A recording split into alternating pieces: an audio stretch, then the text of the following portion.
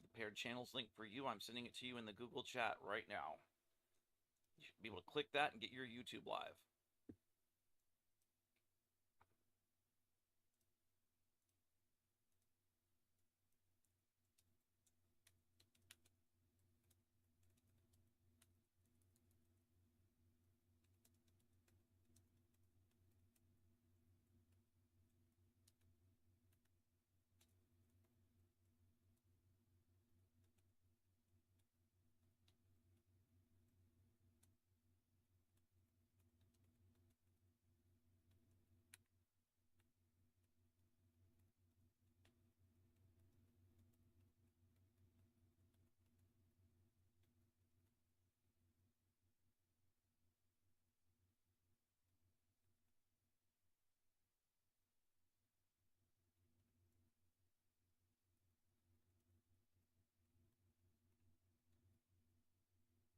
Is everything good on your end? Are you live on YouTube? Why don't I hear you? Oh. Oh, because it's not live over here. Hang on 1 second.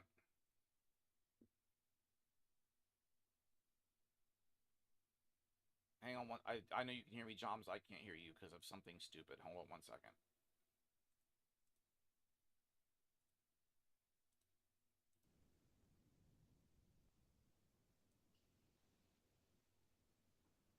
Okay, I should be able to hear you now. Okay. And can you Is hear everything me? good on your end? Is YouTube live? I think so. Like, let me, I'm refreshing right now. See what's going on here. Yes, it is. YouTube is good to go. Yep. Fantastic. All right, I'll click the timer to start the countdown, and I will hit the add button here, and we will be live in 3 minutes. Okay. Yes,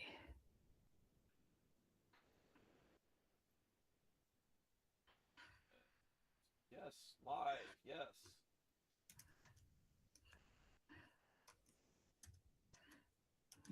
No. Okay, fantastic. I can see my YouTube chat and everything.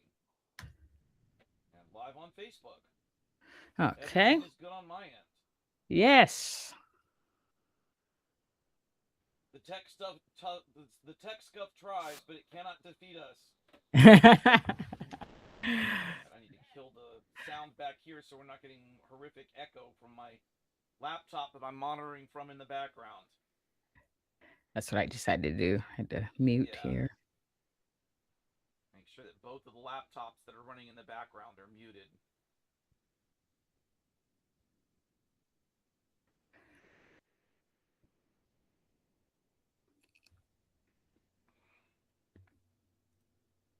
Okay. All right. Well, if anybody's already joined and listening in, thank you for being here. We're going to be going live in just a minute or two. Let me edit the try to catch the ones that were logging into that scheduled feed. Yeah, I Get them. apologize that didn't work out right. Working out all the Mm-mm. stuff with how that worked has been a bit of a pain. Yeah. I getting all the technical details down has been a challenge. Let me see here. No, it's not a problem at all. Let me see. I need to. Here we go. Content. There we go. Oh, good. The recording is running. I would be horribly embarrassed if I ended up in a situation where when I did Carrie Ann's feature where we did the whole thing and then the whole video was corrupt. So she had to send me a performance clip. Hi, Ilk. Welcome in. We Hello. can't run the usual theme music because Facebook would shut down the live stream if there was music playing.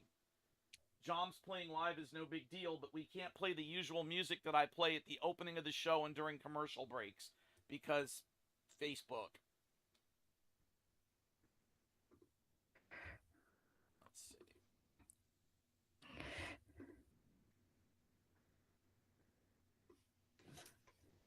Where's my pop-out chat link for this? Okay.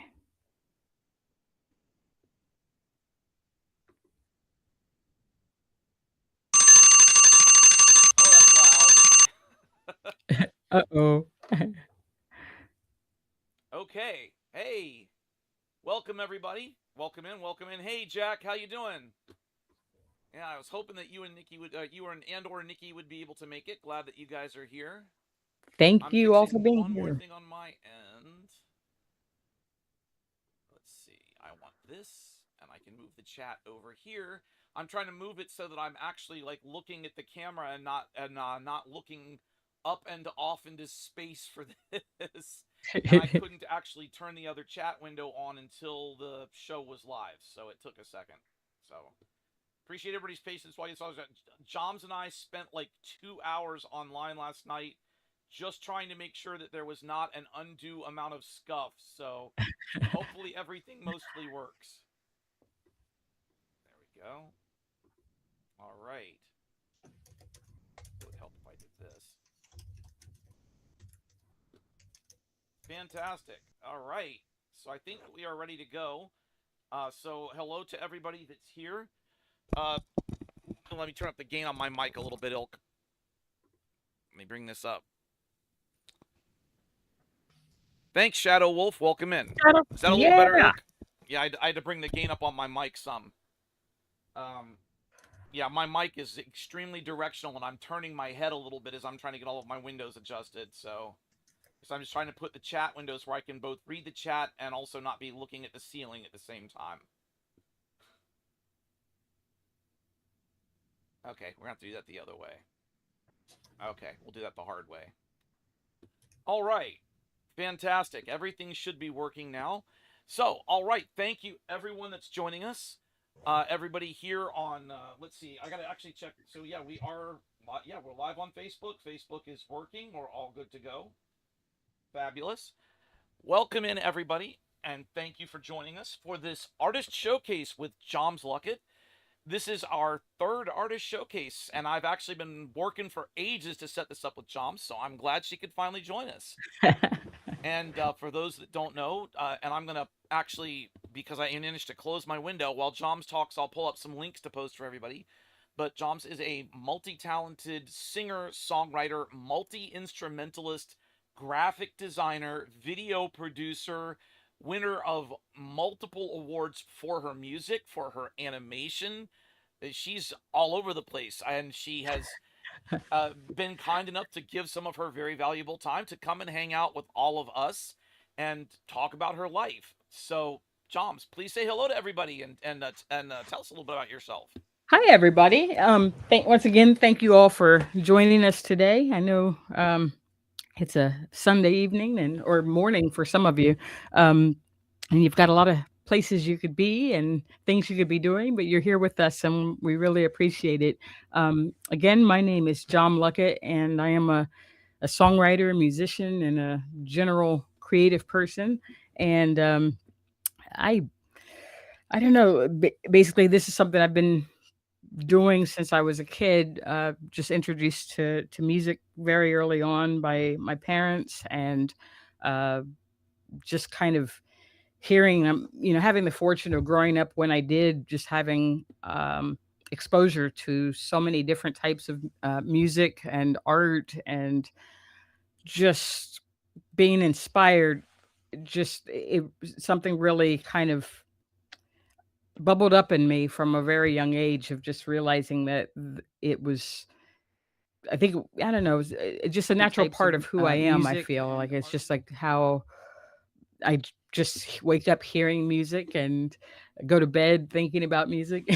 So, and music plays a role in a lot of other things that I do too. So, I'm really just doing the best I can to just kind of keep expressing myself and hopefully entertaining people and bringing them joy and comfort and information, through that work. And so, um, that's really all I can say. I'm just really happy to be here and sharing this with you today. And it's just a lifelong passion for me. And it's not even just a passion. It's like I said, I feel like this is what I'm wired to do, even though the world doesn't really isn't kind of wired for this anymore.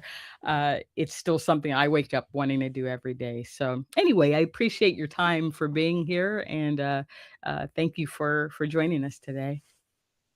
And I'm actually just trying to pull a few links together here. One second, sorry. Okay. So, and by the way, for everyone watching this, so we are live right now on my Twitch channel. We are live on Jams's YouTube, my YouTube, and my Facebook. We did not go live on my Kick channel, mainly because I don't have a lot of Kick people on right now. But this will be rerun tonight. My regular Sunday night show, Music Melange, is 9 p.m. to 1 a.m. The theme tonight, with Jams's appearance, is singers and songwriters. So we're going to do the first hour of the show like normal with some music I've got set up and some requests, and we're going to be focusing on, as the title would imply, all singer-songwriters. And then at 10 p.m. U.S. Eastern, we will rerun Jams's segment and then roll back into the rest of the show. For my regular Twitch people that are listening, that will run on both Twitch and Kick. That will not be able to run on YouTube and Facebook because copyright restrictions. I can't run my music channel on those. Like I was saying, we can't even run some of the music in the interstitials like we would normally do during this segment because Facebook will immediately turn the stream off. You can play about 22 seconds of music if you're playing recorded music before Facebook just goes, eh. So, yeah, they're so. But this will be rerun on Kick tonight as well as Twitch. Would love to have any of you join us. I should actually throw up my socials link. If I do this, this will not display in the main chat, but I will repost this for everybody that's not on Twitch. And I apologize for the Twitch people who are going to see this twice. But that's the list of socials where you can follow me, and I'm going to get Jams's links up here in a minute because I'm having trouble getting my text file to load.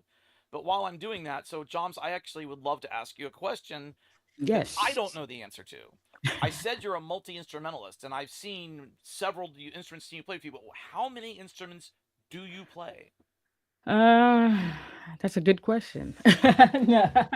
Um, I mean, I really just ever since I was a kid, like how when I started writing, songs when I was very young. I was probably about 7, 8 years old when I first started writing songs.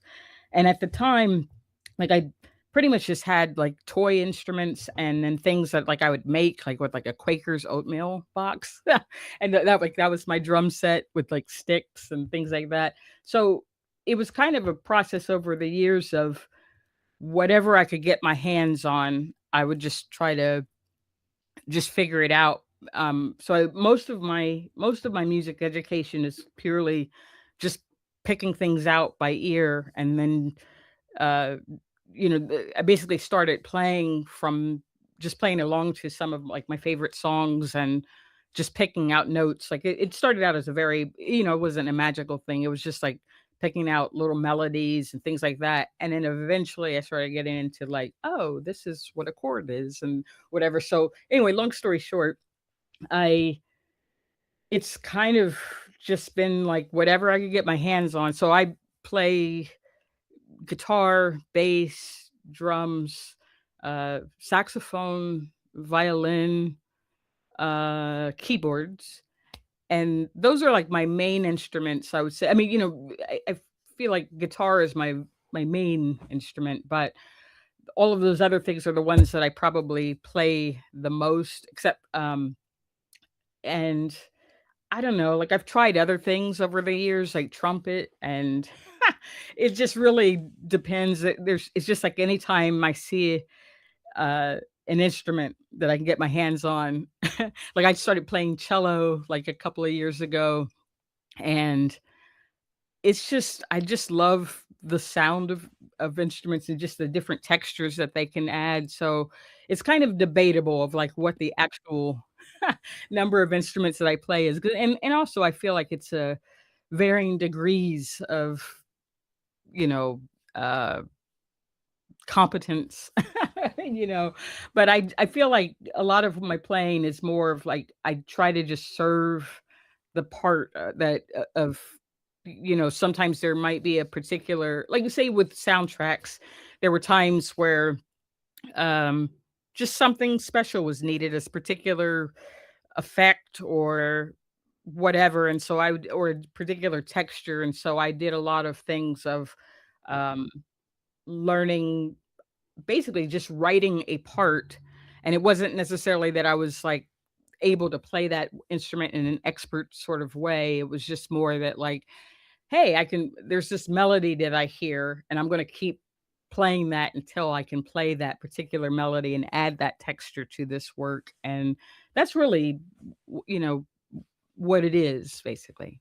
Uh so yeah, whether I play them all well is another question. Oh, that's always the musician's lament, I think. So you actually got me curious about something. So you mentioned making instruments out of cereal boxes and stuff, and I'm just curious. So one of my favorite blues people has always been Bo Diddley, Oh and that's been yeah. a funny thing there of him making guitars out of junk, almost. You know, Is that something that you were ever tempted to do? yeah, so a lot of my inspiration with that stuff actually comes from a lot of especially a lot of the old blues players and everything. My father was actually born, in Mississippi in a very, uh, sort of impoverished, place, called Canton, Mississippi, and he grew up basically during, you know, Jim Crow South. They moved north to Columbus, Ohio, where I was born. They moved up there. My grandparents and my father and his siblings, they moved up there when he was about like 9 years old or something.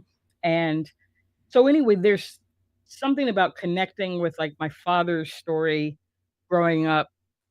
It always made me very conscious of a lot of the sort of challenges that people were going through, particularly Black people in the South, during the Jim Crow era, and thinking about how a lot of a lot of Black people in general have always expressed, um, kind of survived a lot of the craziness of these different situations. And I feel like that's part of my own story in general. Is like when you're faced with different challenges, basically creative thought is sort of the way forward of dealing with a lot of those things. A lot of great innovations have come about just from people, um, being resilient and finding another way to be able to express themselves when maybe they didn't have legal rights to do so.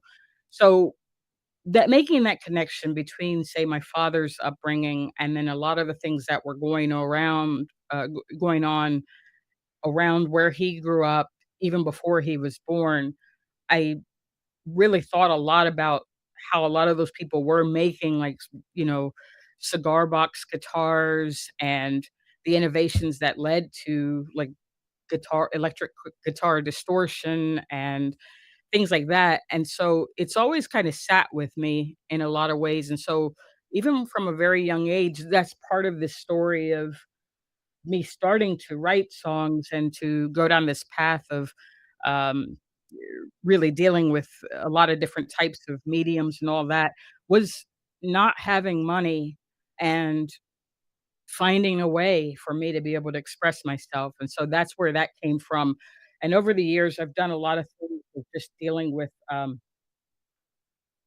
circuit bending and, even, in the past couple of years, I haven't finished it yet, but I was talking about cello. I've been trying to build a cello-inspired instrument that it's kind of takes inspiration from, say, those cigar box type guitars and the things that, like, Bo Diddley was doing, but I'm taking parts that are some things are, like, made from parts that I got from, like, a thrift store of, like, a wooden I'm box that was trying a to build shelf, a a cello wooden inspired a instrument shelf, that it's and cutting that up and trying to put this together with a real cello neck and trying to figure out how can I make this instrument that is, like a nice cross between a cello, um, an electric bass, and but then put in, like, some onboard effects like reverb and that sort of thing.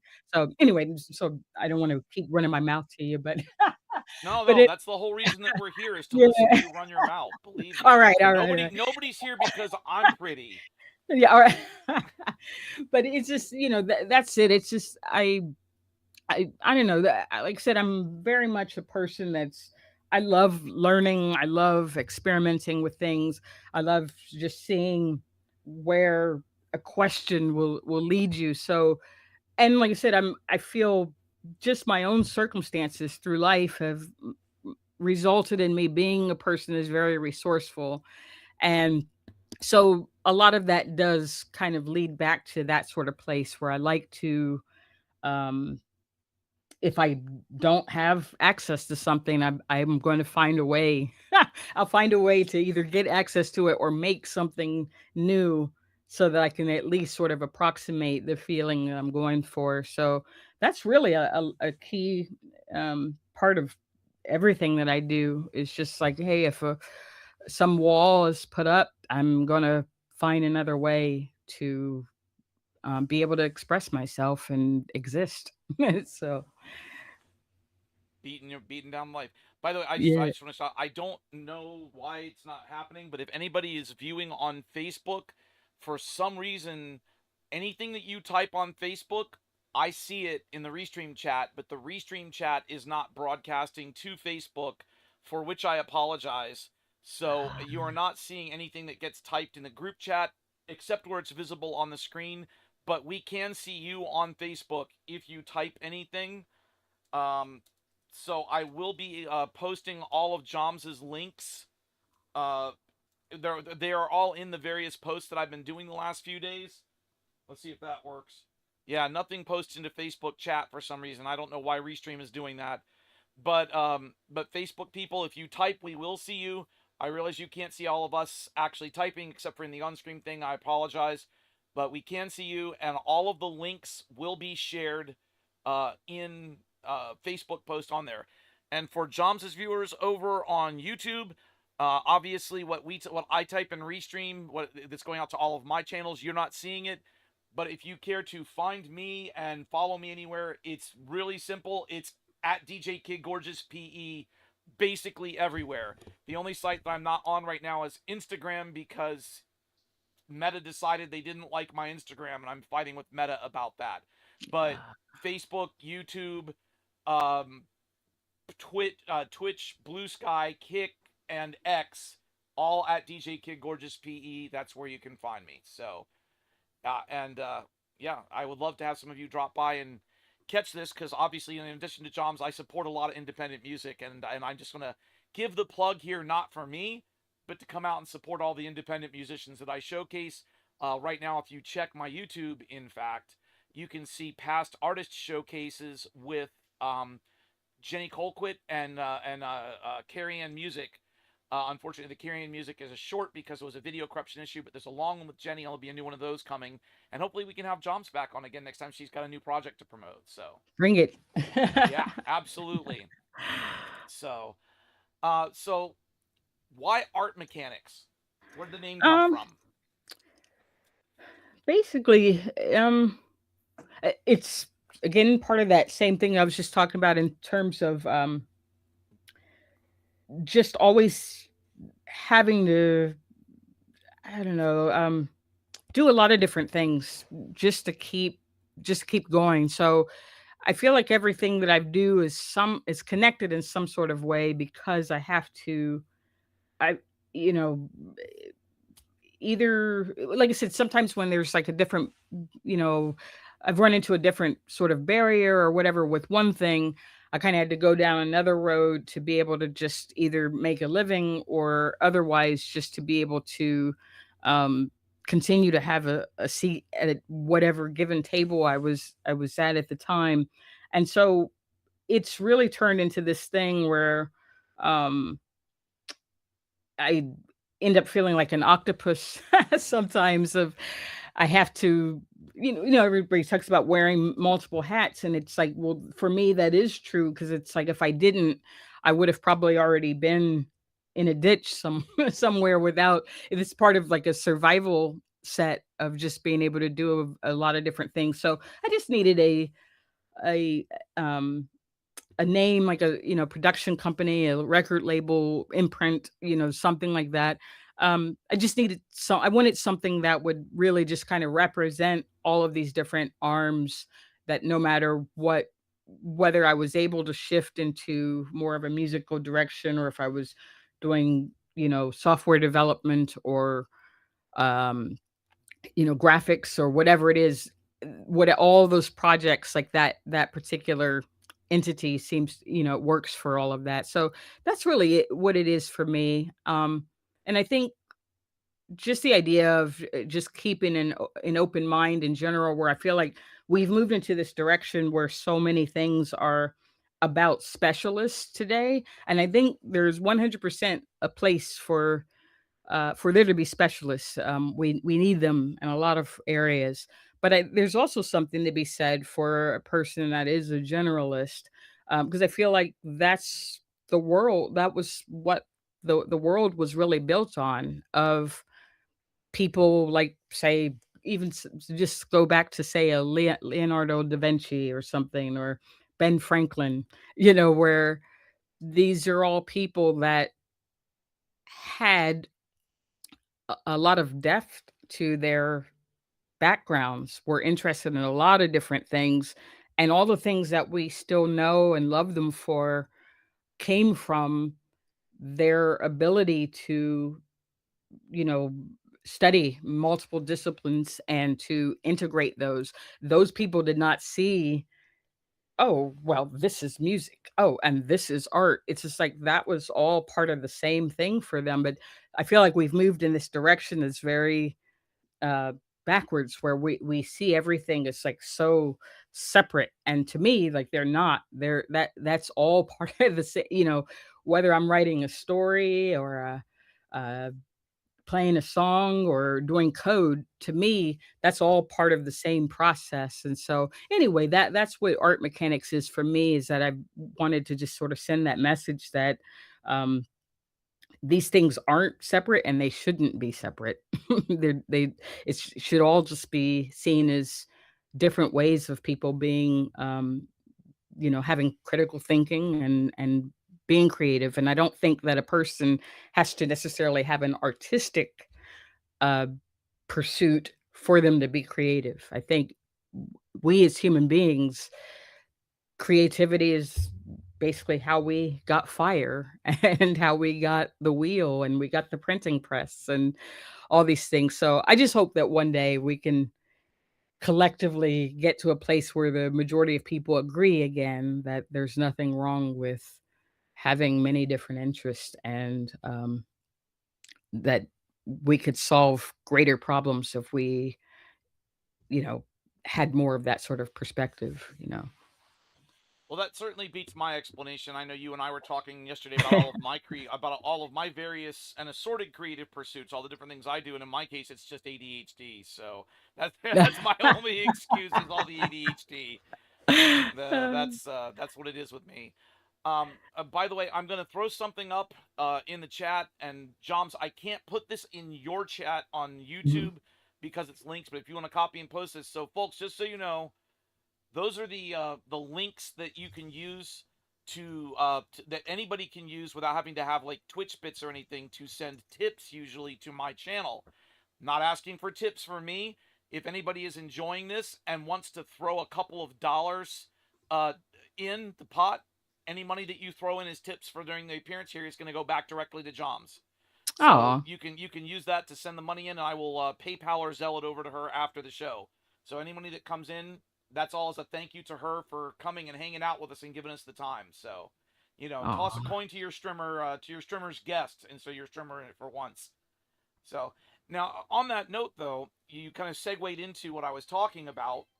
Oh, Ilk, thank you very much. Aw. Yeah, Thank so you. that's yeah, we will that goes over to Joms as well. So yeah, anything that comes in goes over to Joms for during the stream. So thank you. Aw. Um, Well, anybody well, guess to that end, if somebody has it to give or whatever, I'm willing to give you back something for that. Like, I can give you some music or something. I appreciate, any sort of, generosity in that way, so spammer. thank you. So I have to ban someone in my Twitch chat. 1 second. No. there's a spammer in the Twitch chat. Oh, shoot. Sorry, to find the right screen. Always somebody trying to ride on a coattail. Yeah. So what you were saying actually led into the next question that I was planning to ask you, which is so you're also all over the place with your musical styles. Most Mhm. musicians, I mean, though, most musicians have some range, but let's be honest, most musicians absolutely um tend to focus on one style, and then not in a bad way, but you're all over the place. I mean, I'm actually looking at the Art Mechanics site, and it even says alt rock, classic pop, rock and soul, instrumental, orchestral fusion, post punk, power pops, synth and new wave. You are all over the place. I mean, you're a big time generalist, and for some of my regular listeners, I've played at least 6 or 7 of different ones of Jam's songs in the last few weeks while I've been leading up to this, and you really can cover a massive amount of styles. Was that like a really deliberate choice that you didn't want to get put in a box and you just wanted to stay a generalist? I think in more recent years, well, but more recent, I would say the last 20 and last 20 years, that it has been more conscious of me just sort of doubling down of like, no, this is who I am, this is what I like. But it started back at that again in childhood of just being introduced to so many different things, like through my parents in particular, where it's like I grew up with everything from the Beatles to Jimi Hendrix, um, Isley Brothers, the Gap Band, like classical music. I was introduced to like Mozart and Beethoven at a very young age and Baroque music, Indian ragas. It's like, so I think it's just literally the my actual education in music came from just being exposed to all these different things, and I would hear these different textures that would really just throw my brain. Like one of my sort of epiphanies as a kid, I think, of really becoming like, whoa, what is going on here, was the first time I heard Giorgio Moroder's I Feel Love with Donna Summer, and hearing Yes. like that bass line that like to this day, anytime I hear that song, it just transports me back to when I was like 3 years old and hearing that song for the first time of just like, whoa, what is this? And I just get moved by it. And there's so many just interesting things that different approaches that people have and different techniques. So there's stuff that I listen to, even things that I don't necessarily religiously listen to or say maybe there might be something right now that's out there that like I it might not be something I would normally listen to, but I try to still find something to appreciate about everything that I hear. I feel like there's always something to be learned from it. It's just like, oh, well, what production technique is happening there, or what are they doing with the vocals, or I feel like it just I don't know. I feel like for me, I think that's just how I developed my own sort of voice as a kid, was just not being I didn't have anybody to tell me I couldn't. I didn't have any I there's a lot of people who grew up where their first exposure to music is like being put into lessons where they have to play rote scales and they have to do all this stuff, which there's valid reasons for that too, having that sort of structure. But for me, there's a lot that I appreciate that I was allowed to really just sort of discover and connect with music on my own.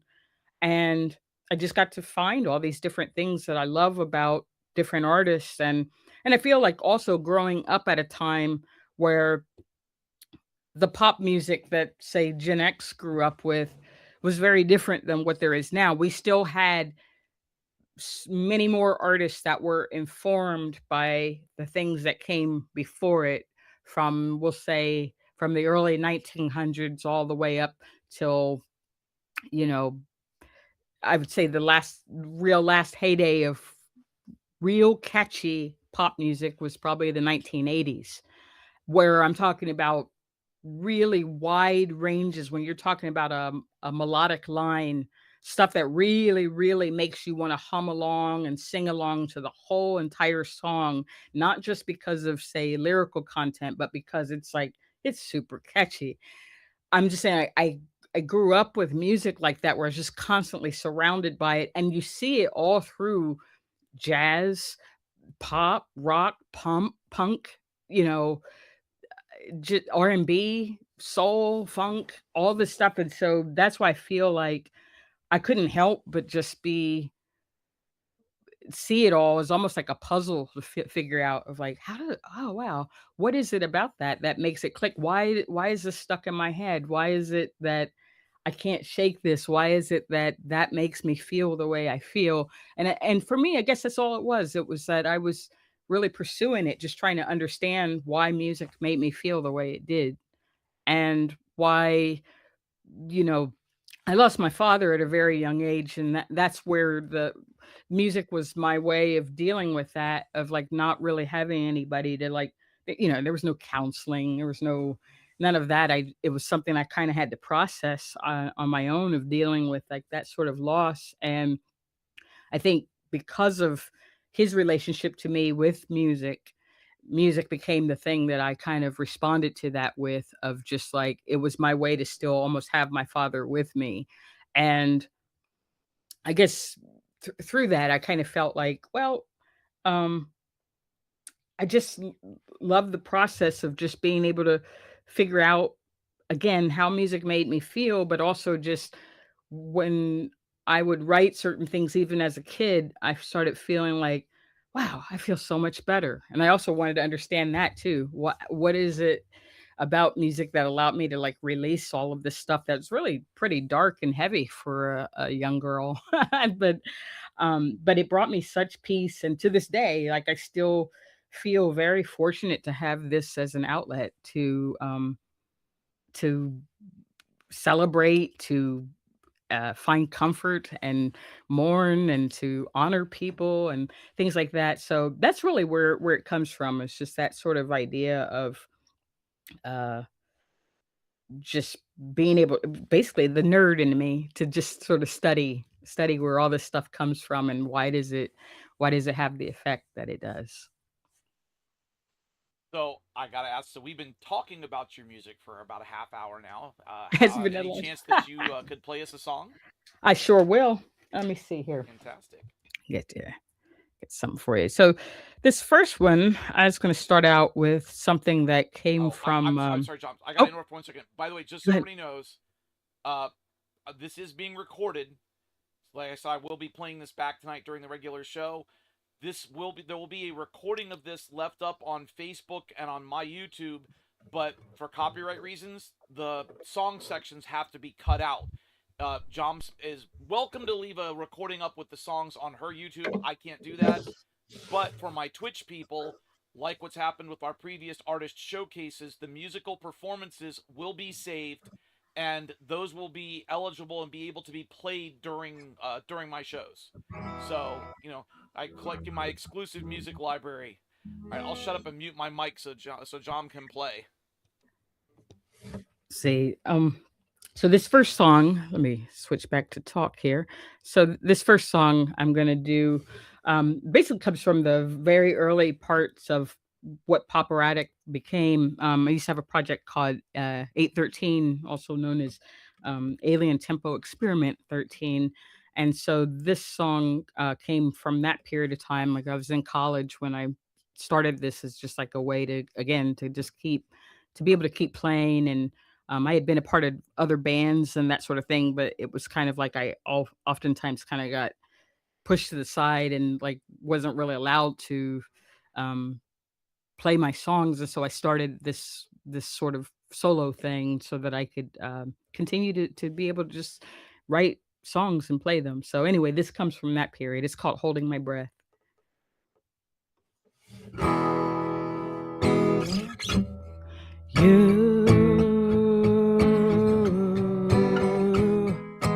You hang on here. I forgot to mute. Here we go. You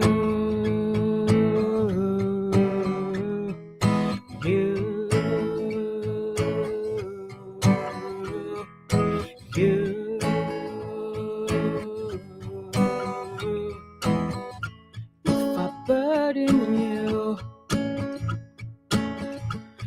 Would you tell me so?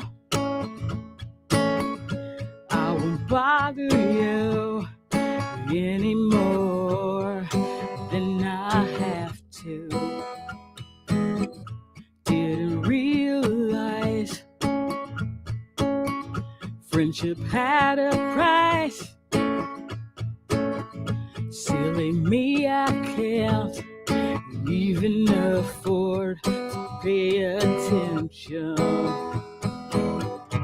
I'm sorry I breathe in the same room as you, in the same world as you, and I'm so very sorry. I'm not ashamed like you want me to be. A copy of you and your friends, but I don't like your machine, and I don't care for your toner. I know the shape of your heart is cold, clear, and it knows one side. Perfect asymmetry, and your circle of friends are still square. I'm sorry I breathe in the same room as you, in the same world as you, and I'm so very sorry. I'm not ashamed like you. You,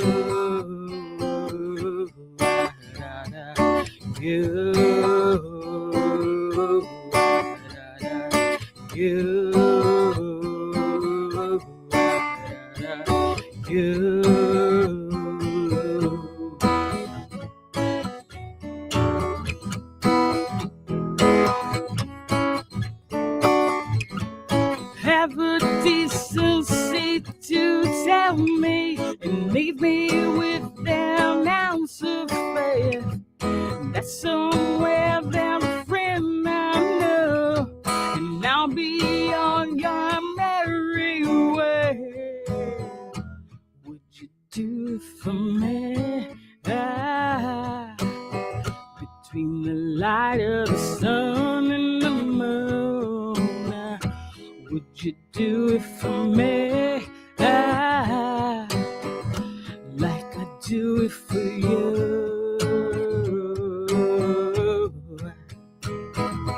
You, would you do it for me? Between the light of the sun and the moon, would you do it for me? Like I do it for you. I knew it to it never.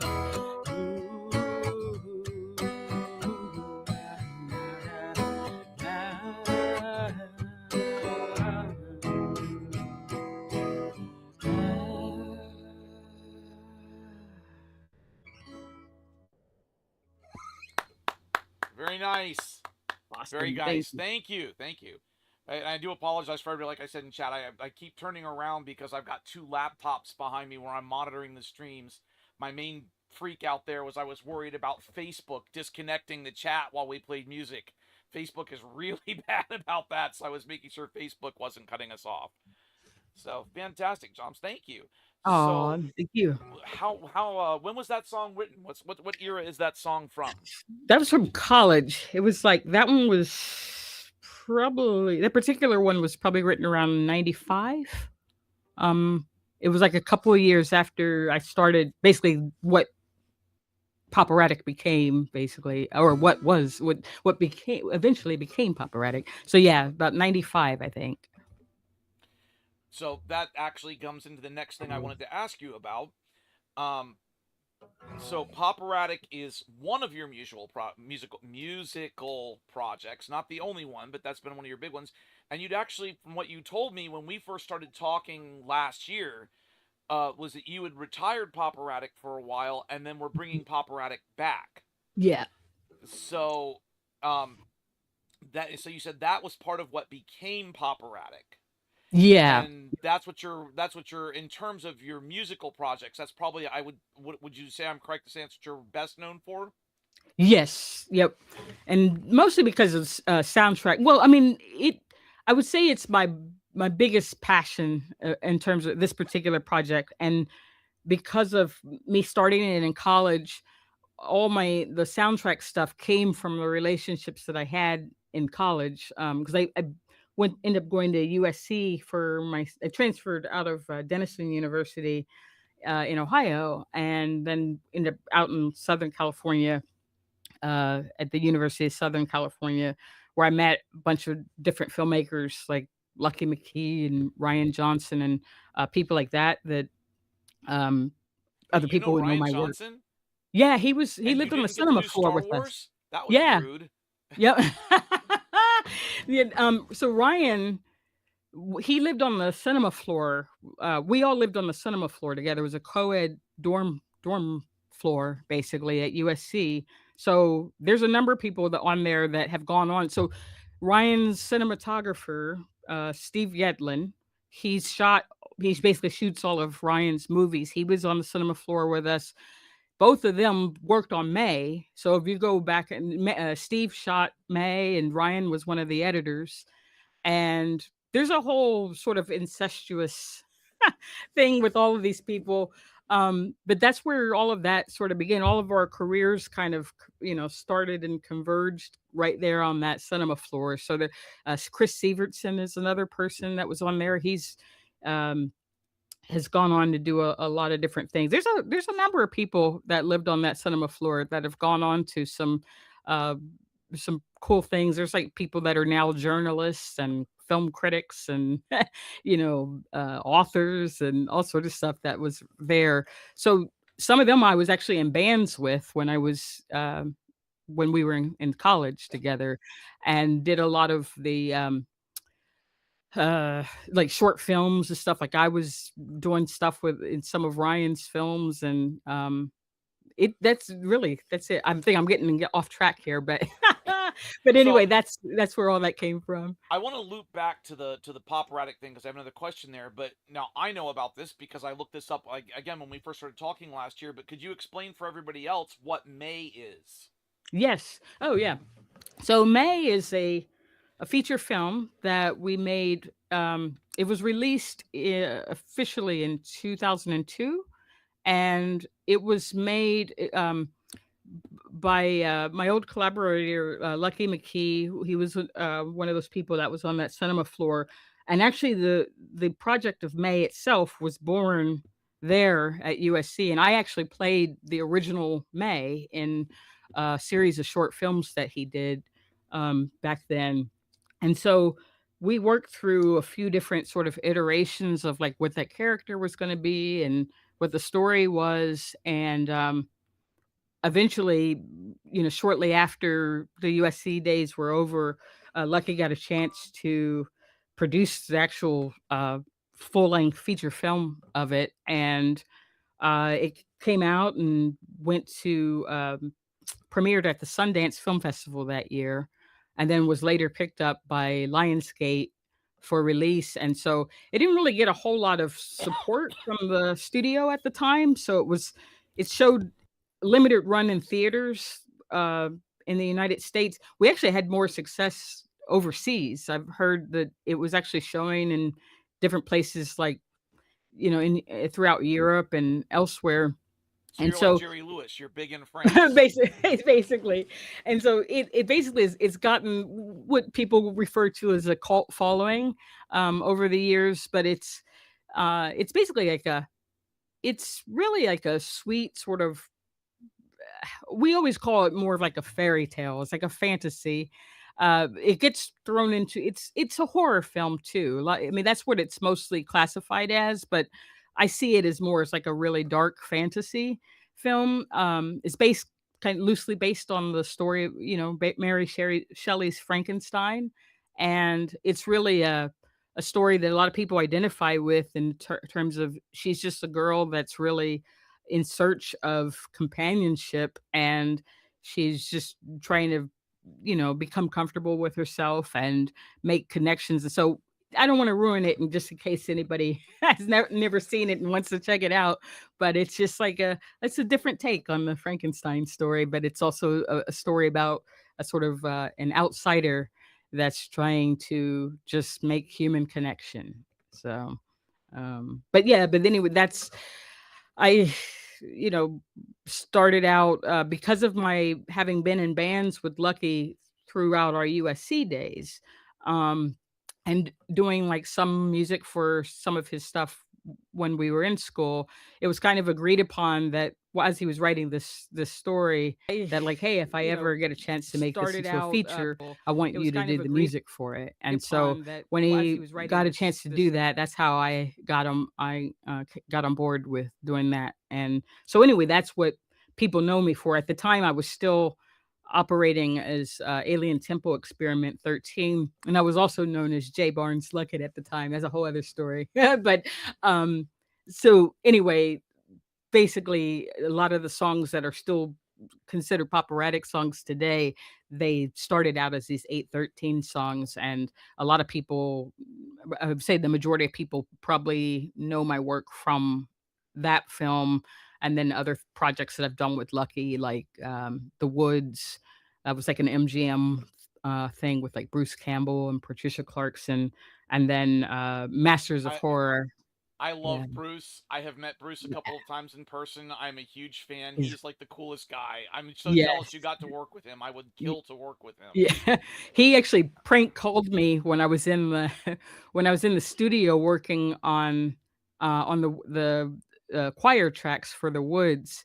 Lucky actually put him up to prank calling me. So the I can't remember how it happened, but I just got a phone call in that studio. We were in this place called Paramount Studios in Hollywood, and I ended up getting this phone call, and I forgot what he was. It's just slipping my mind, but anyway, he played a very hilarious but cruel joke on me, and but anyway, ended up having some really great laughs, and he really is a great guy. I'm trying to actually do some other background. So, for my people, and I'm had just like fighting with too many different things back here. Uh, we will probably be doing May for a movie night in the Discord. Oh, cool. I will see if Joms can put up links for her people later. If any of you are interested in Yeah. joining and you are Discord users, I do have a Discord and we do movie nights. And I would love to actually have May come on and Joms, if you're on Discord, I would love to have you actually come in and be able to do like live commentary while we're doing the movie. Yep. Because that's So I'm that we on can't this. do that on Twitch, but we can do that on Discord. Yep. Count So me in. we did Alice Cooper's 1976 Welcome to My Nightmare special that he did with Vincent Price for our last movie night. And if you've never seen that, they basically did every song from Welcome to My Nightmare plus one song from Alice's previous album, and they did a full stage production of the album as a musical. One Oh time, man. one night on ABC. Like they some executive at ABC decided that would be a good idea. Absolutely bonkers stuff. So, I will say I love, you and I were talking a bunch about this yesterday. I love that we've got all of these online platforms where we have the opportunity to be able to share all this stuff. So, you were talking about the Donna Summer song "I Feel Love," and it's funny because one of the things that we do when I do the music on my show is we don't play radio edits most of the time. We'll play full versions of songs, and Oh I've got the 6.5 minute version of that song, and I love when I have listeners in, and I get to actually. Oh, we have a special guest. This Ooh, is we got. Sasha the stream cat. She just decided to jump up here and thankfully missed the keyboard. If you're listening to the show here and at any point everything goes crazy, she smacked the keyboard. She's known for that. But yeah, like, so I love getting to have people on who've never heard songs like that except for the radio edits, and then you play like the full 6.5 minute version, and people are just like, so which is why I also love getting to have people like you on and get to do the versions of the song the way they're meant to be heard. So Yeah, yeah. There's going back to another. talking Yeah. about your stuff. So talking about the pop erratic thing. So How many? So besides Poperatic, what are the other musical personas? How many are there that have been really something of focus?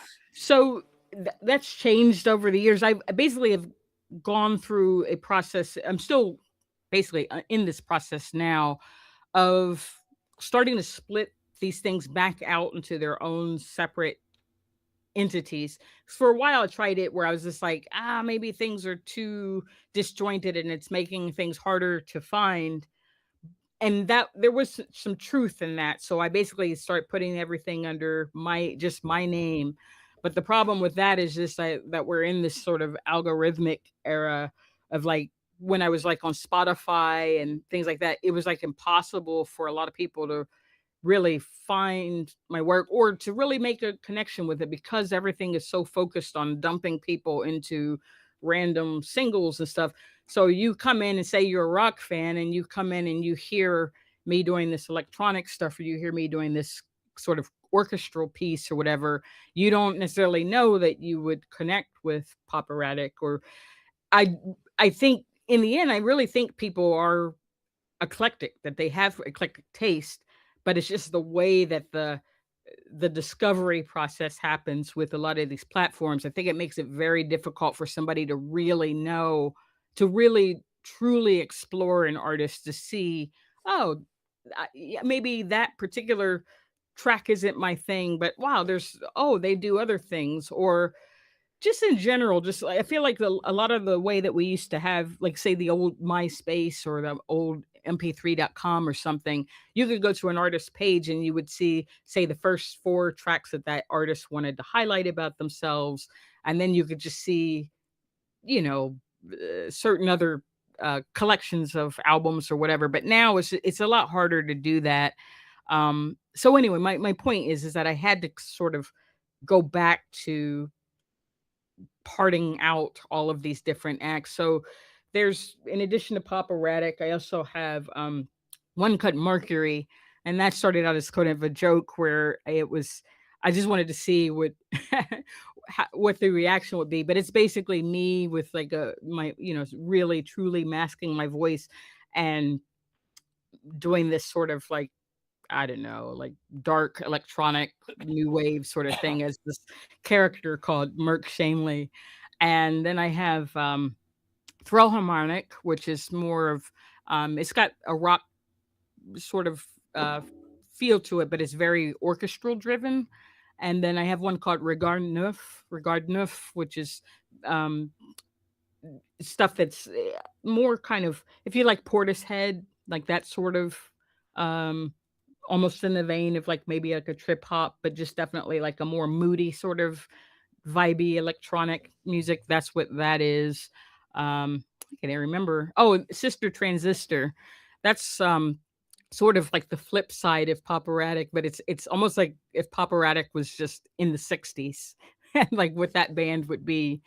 So there's a my Sister Transistor, you find a lot more very like vintage inspired things. So to be more super unapologetic classic pop, like British Invasion, Motown, soul music, like everything that you would hear from 1940s to the 1970s pretty much is what Sister Transistor is. So, I think those are it. And by the way, I apologize everybody for the continuing coughing. I worked on a real life gig yesterday and I was working without amplification and I was shouting to people for 6 hours over music. So my throat is raw. That's why I keep coughing. So I Oh, apologize to everybody for that. So where's the line between John Luckett and Poperatic? I mean, to what extent? I'm thinking of a great musical example of John Fogerty was CCR basically to the point that when he quit CCR and went solo, the record company tried to sue him, saying that he sounded too much like the uh, band and that they owned the band, not him. And oh, man. as a famous story, I don't know if people know this or not. I wish that there was a recording. If this is if you could go back in time and make a recording, basically Fogerty got up on the stand in civil court and played a 2-hour show with his guitar to show that of course the music sounded like him because he wrote all the music, but that the record company couldn't claim ownership of him Yeah. because that would be slavery effectively. Yeah. And now he's actually out doing like a revival of CCR stuff. So I mean, I sometimes there's didn't such know a that. there's that's a really new thing he's doing. Like just now, Wow. there's such a close identification sometimes between a band and an artist. Where's where's the line between, Hmm. where does Poperatic start and Joms end and vice versa? Hmm. That's a good question. um, I don't know. I mean, I feel like that's where all these other outlets are for. It's just kind of like these different sides of myself that um there are times where you know, for whatever reason, I'm maybe even just like the circumstances of like where I'm living or something. If I couldn't, it was easy. There were periods of time where say it was just a lot easier for me to do say electronic based music just because of like say the living situation. I was in a place where there was super thin walls or something like that. I had to constantly just like work through like headphones or whatever and couldn't I normally had to do that anyway, but say recording vocals was a greater challenge. So sometimes I had to shift more into like electronic just because it's like, all right, this is what I have the ability to do right now. Like in terms of recording, it's a lot easier to do. Um, I don't know. It's hard to say because I just feel like there's just different things where I just get inspired by so many different things, and in that moment um, it's just hard it's just really hard to separate, I think, because I also just feel like I said, just in life, I'm just interested in so many different things, and I really just love the process of learning. So, like, in recent years, like, I've really shifted to studying, more of James Jamerson from, the he's basically when you hear some of the tastiest bass lines you've ever heard in Motown music, 9 times, well, I'll say maybe 8 times out of 10, you were listening to James Jamerson's bass lines, and that's somebody that, like, I just just starting to focus on his bass lines has, like, introduced me to that music in a whole different way, like, I see it in a totally different way, and appreciate it even deeper level than I ever had before, so it's kind of like I don't know. I don't even know how you can it's hard to say how I can separate it from myself because I just feel like all of it is a part of my whole story of, like, how I learn and how I feel things, how I respond to the world, and all of it's important to me. So, there are times where I start working on something where it seems like, "Okay, I think this is kind of a operatic song or something like that," but it ends up having a total it comes out totally different where it's just like, "Oh, I didn't plan on putting a whole bunch of orchestral stuff in there, but there it is." So I guess that's gonna be a totally different song. So, um, I don't know. That's a good question though, but I don't think I have an So elegant answer to that. so I have a so this is interesting as I want to ask you about this. I know when we had Jenny Colquitt on, Jenny Colquitt, when she started her musical career, you said you watched her interview, so you started talking about this. She started out with a band called Eli, and then just decided she liked, being in charge too much, and she still plays the Eli songs, which she basically wrote all of, but she went solo, and she has session people that play with her for gigs and all now. So she'll go out with full bands when she's not doing like solo shows. In your case, with all the moving around with all the different projects that you've done, have you actually had like a solid poperatic lineup, or has it just been like you and whoever is or for any of your other projects too, has it been just you and then session people, or do you have solid lineups of people you try to have always be with you for that project, or how does that work? So, I'm glad you brought that up because that I guess that's part of the answer to your last question was that I have always like, I've always had always hoped that that this would become like a full-blown band. Like that's why one of the reasons why I just chose like this name as opposed to just like, oh, it's just this John Luckett thing.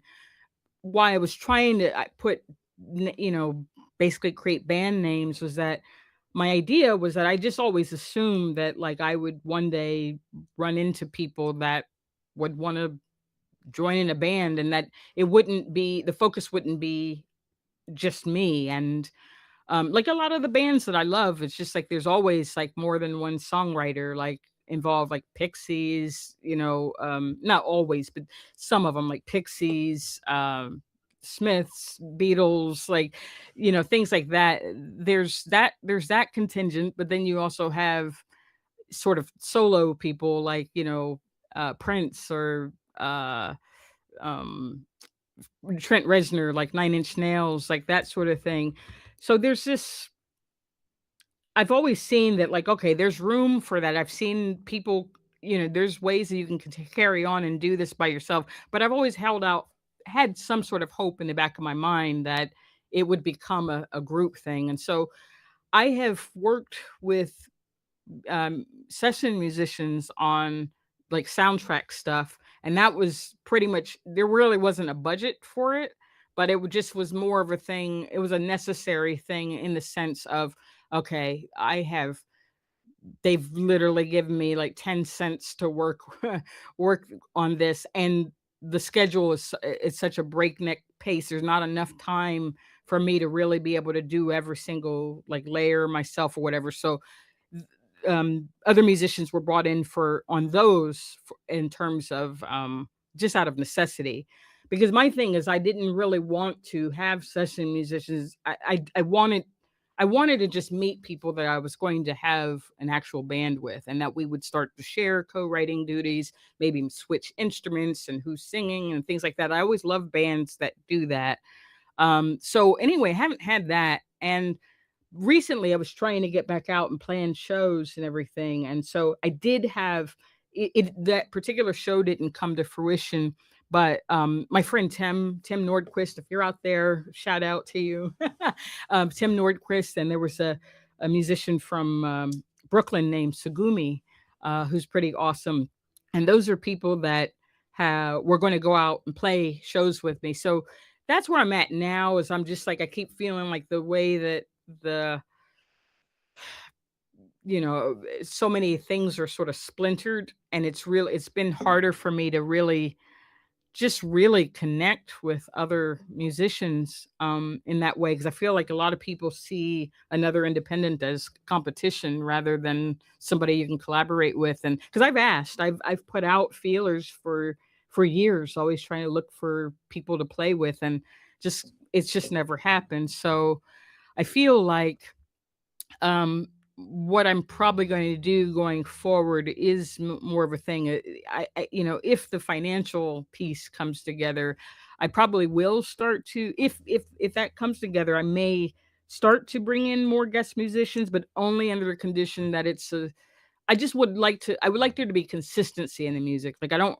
That's what I was talking about with the soundtracks. I don't really want to work with somebody generally where you're working on this whole entire album and then you never play on anything else again. Like I don't want that. Like I really want true collaborators that, hey, we click and let's keep working together. But that's just, at least for me, it's been very hard to find that. So anyway, I don't want to be a solo artist, honestly. But if I didn't, I wouldn't be able to express myself. It's my way forward. And I apologize because I should have done this before we did that segment, and I wasn't paying attention to the time. And I have to really apologize to the YouTube and Facebook people for this, but Oh. we have actually run over a Oh. hard ad break on Twitch. That means that anybody coming in would have to sit through 3 minutes of ads, and I don't want to kill Oh, the Twitch shoot. audience completely. In Okay. fact, it looks like we may have actually had an ad kick in on Twitch because it looks like we killed some viewers there, which I apologize for because I meant to run an Oh, ad break shoot. before we lost any viewers. But I am going to have to run a 2 minute ad break for the Twitch people. Facebook and YouTube people, you're not going to see it. Normally, I run music for that. In this case, we're just going to have to sit here and jabber about nothing important for 2 minutes. So Okay. I apologize. I hope everybody will be patient for this. But that's the only way to keep my Twitch people from getting stuck with having to watch stupid ads. Oh, man. I think I can Yeah, the play perils a of capitalism. There, we are all subject to the perils of capitalism. And Ember's got a question for you for when we come Oh, back from there. okay. So you can be not bad.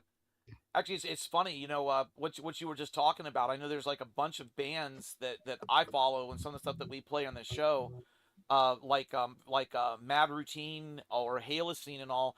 Like a lot of them did like during COVID, and I don't know if you ever thought about this, was taking advantage of these streaming platforms. Was they would all sit in their living rooms from wherever they are, and they would play, and they would all play from the individual things all together on stream, kind of like with you being on here now. And then when COVID was over, and then now like around like when they're not touring, that's how they get together. Like Ah, Mad Routine, the singer lives in New York, and then the guitar player lives in California. So they come together whenever they can for in-person gigs, and other than that they play online, and they because that way they can be together without having to be close. I don't know if you've ever thought about doing something like that to like connect with the other musicians and say, hey, let's take advantage of this virtual space, because with the platforms, I mean, people can sit there and chip in music, or chip in money for you when they're listening to the music, and that can be a yeah. great way to build with the band. I don't know if you've ever thought Yeah. about that. I mean, it's just a matter of meeting. I guess that's the thing. I guess I need to figure out what platforms or what needs to happen for me to meet people who want to do that. Because that's like I said, I've been. I don't know. I've responded to ads. I've put out ads. I've done all sorts of things, but it's just kind of like I don't know. That's it. It's just never worked out. So I definitely am interested in doing that. So um, it's a good reminder to not to look into it again. By the way, so we are back from the ad break on Twitch, which that gives us another 40 minutes before we take another ad break. But for the people on Twitch, so there was just a little bit of chatter in the background while we are out on break. The VOD recording, does not record the commercials. So when we do the rerun tonight during Music Melange, and then when this is up later, you'll get to hear anything that John said during the commercials. So speaking of, before we jumped out to that commercial, Ember said, I have a question for John. What stories do you enjoy telling through your music? um, that's a good question. um, I feel like a lot of the running theme that there is through it, because a lot of my songs are not necessarily fully like autobiographical, um, in terms of like this thing specifically happened to me. Sometimes it's really just like observing what, just I think that the running theme is human behavior of just kind of uh there is definitely a lot of shades of like telling stories about you know someone that's just sort of looking from observing like from the outside, a lot of things of just I guess the complexities and the nuances that there are to human behavior, human relationships that sometimes even in a context of a particular song, I don't always try to if even if I'm writing about something that might be more of like a heartache situation or someone's like in isolation or whatever, oftentimes I try not to write it where it's just this one perspective. It's I sometimes do things where the perspective actually shifts through the course of the song. Like the story may have started out from this one perspective or the narrator having this particular opinion, but by the end of the song, that there's some sort of realization of like, okay, I'm not going to just sit there and take that, or I'm going to do something about it, or I've changed my mind, or you know, um, I've had there's songs I have where, say, there's one called Masochist that a lot of people like, where it starts off where it's this very sort of almost like a dark song of someone that's just kind of beat up by life and feeling very isolated and defeated in all of this and just trying to like navigate almost wanting to give up on everything. But by over the course of the song, it kind of deals with this person kind of facing those sort of like demons that are holding them down. And by the end of the song, it's a person you starting to see like a little peak of hope of like, huh, there's this one person that kept, in the narrator, there's a person that they kept observing that's trying to reach out to them, and they had been resistant the whole time. So by the end of the story, you see that they're sort of there's a glimmer of hope that this person is actually reaching out and is actually expressing like love for another human being. They're not just sitting in misery, but now just embracing love. And so you get a little bit of a hope that, oh, like this might actually have a happy ending for this person. So I try not to necessarily always, there are times where I write things that are very more 60s inspired, where it can be a lot more simplified and it's just about like love or some inanimate object or something like that.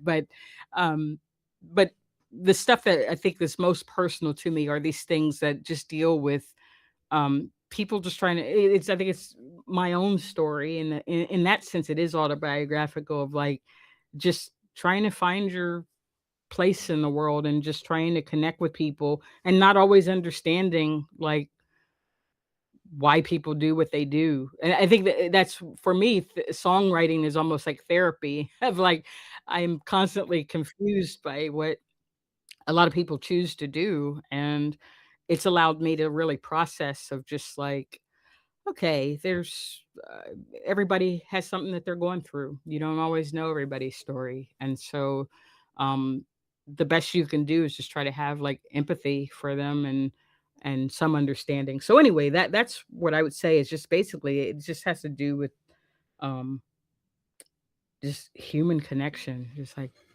um it's probably the most constant theme. Well, Ember, if that didn't answer your question, feel free to let us know. And I know Ilk said that they've got a couple of questions, but I'm thinking if you've got a minute here, this might be a good time to take another little song break. Oh, Okay. actually, then we'd and Ember wants to throw a follow up, and then we'll get a song break, and we'll come back and get Ilk's question in. Okay. You Cool. want to go ahead and to the song now, you said? Yeah, I'd love to do another song. We'll Okay. come back and we'll get Ilk's question. And if anybody else has any other questions, this would be a good time to go ahead and line up in your chat. I've seen there's at least a couple people watching on Facebook as well as YouTube, and a decent Okay. little crowd here on Twitch. So while John plays this song, if you all want to get up any questions for her, she can answer them when we come back from the song. Okay. And I wanted to do a And of quick course, shout out. in John's YouTube chat as well, of course. And then speaking of which, I saw my mom is here, so I want to give my mom a shout Oh, out. And I think hi, this is Mom. the first, yeah, hi, mommy. I think this is the first time my mom seen me play, and so it's really sweet of her There's a to be couple of here. you know, Thank there's a you. couple of the other musicians that I regularly listen to where their moms are like regulars in their chat. So it's like you and I were talking about the whole mom thing last night. So that's always cool. Let's see here. So here's another one that is from that same period. This is actually a little earlier than the previous one. This one's called Wallflower, and it has a very, uh, kind of bearing its origins. It has a very Nirvana feel at the beginning.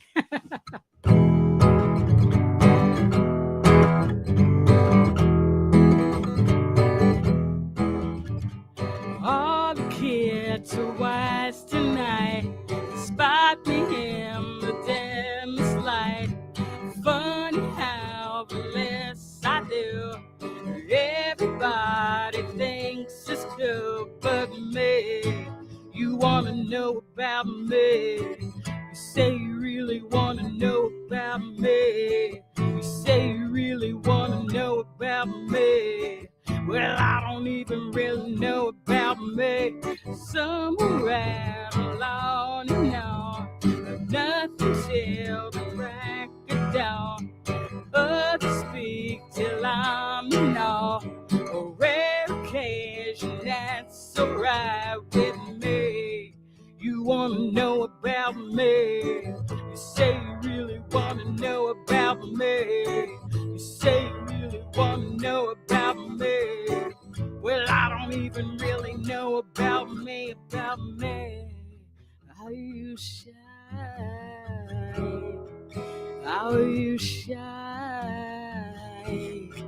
how you shine,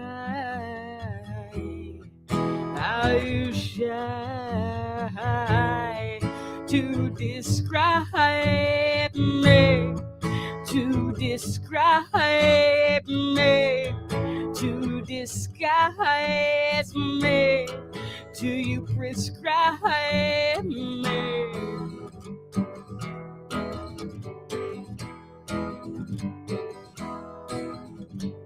I don't mean you any harm. Just pass the ill, a ball of yarn. I'll make a wall of flowers, no request. Remind you what I do best, entertain me.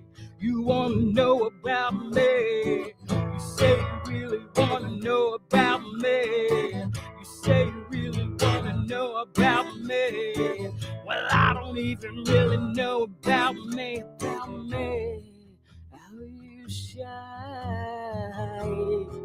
how you shine, how you shine, how you shine to describe me, to describe me, to disguise me, do you prescribe me? How you shine, how you shine, how you shine,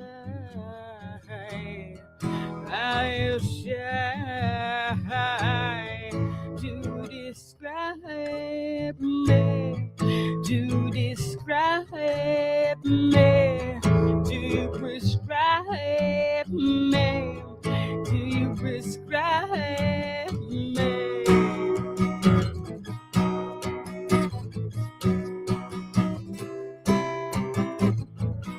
Do it again, do it again, till the sun rises. Do it again, and I'll do it again, till the sun rises.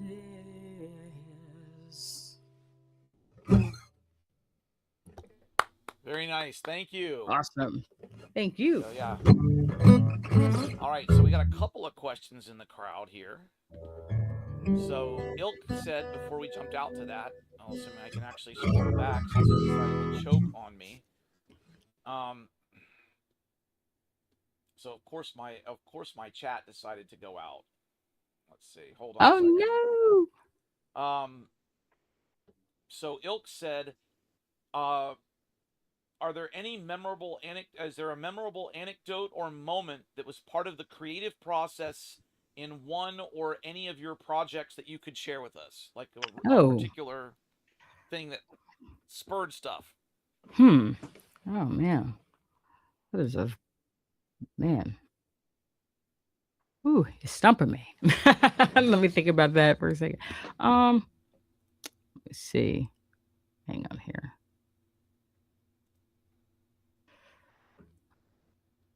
Uh, hmm. I don't know. I just feel like every little thing is just kind of this like a lot of times like I'm just feeling so grateful that I get a chance to when there's a moment where and I can actually like really focus on music and be able to knock something out. It's almost like a lot of times I feel like I'm sort of racing against the clock in terms of just trying to have those moments of peace, where I can really uh, the luxury of really being able to focus on music for a period of time. So it doesn't it I used to be very um a lot more prolific in the sense of, you know, I literally would back in the days of like when I was making like 4-track albums and cassettes and stuff like that. That it was a much more complicated process to actually make those things.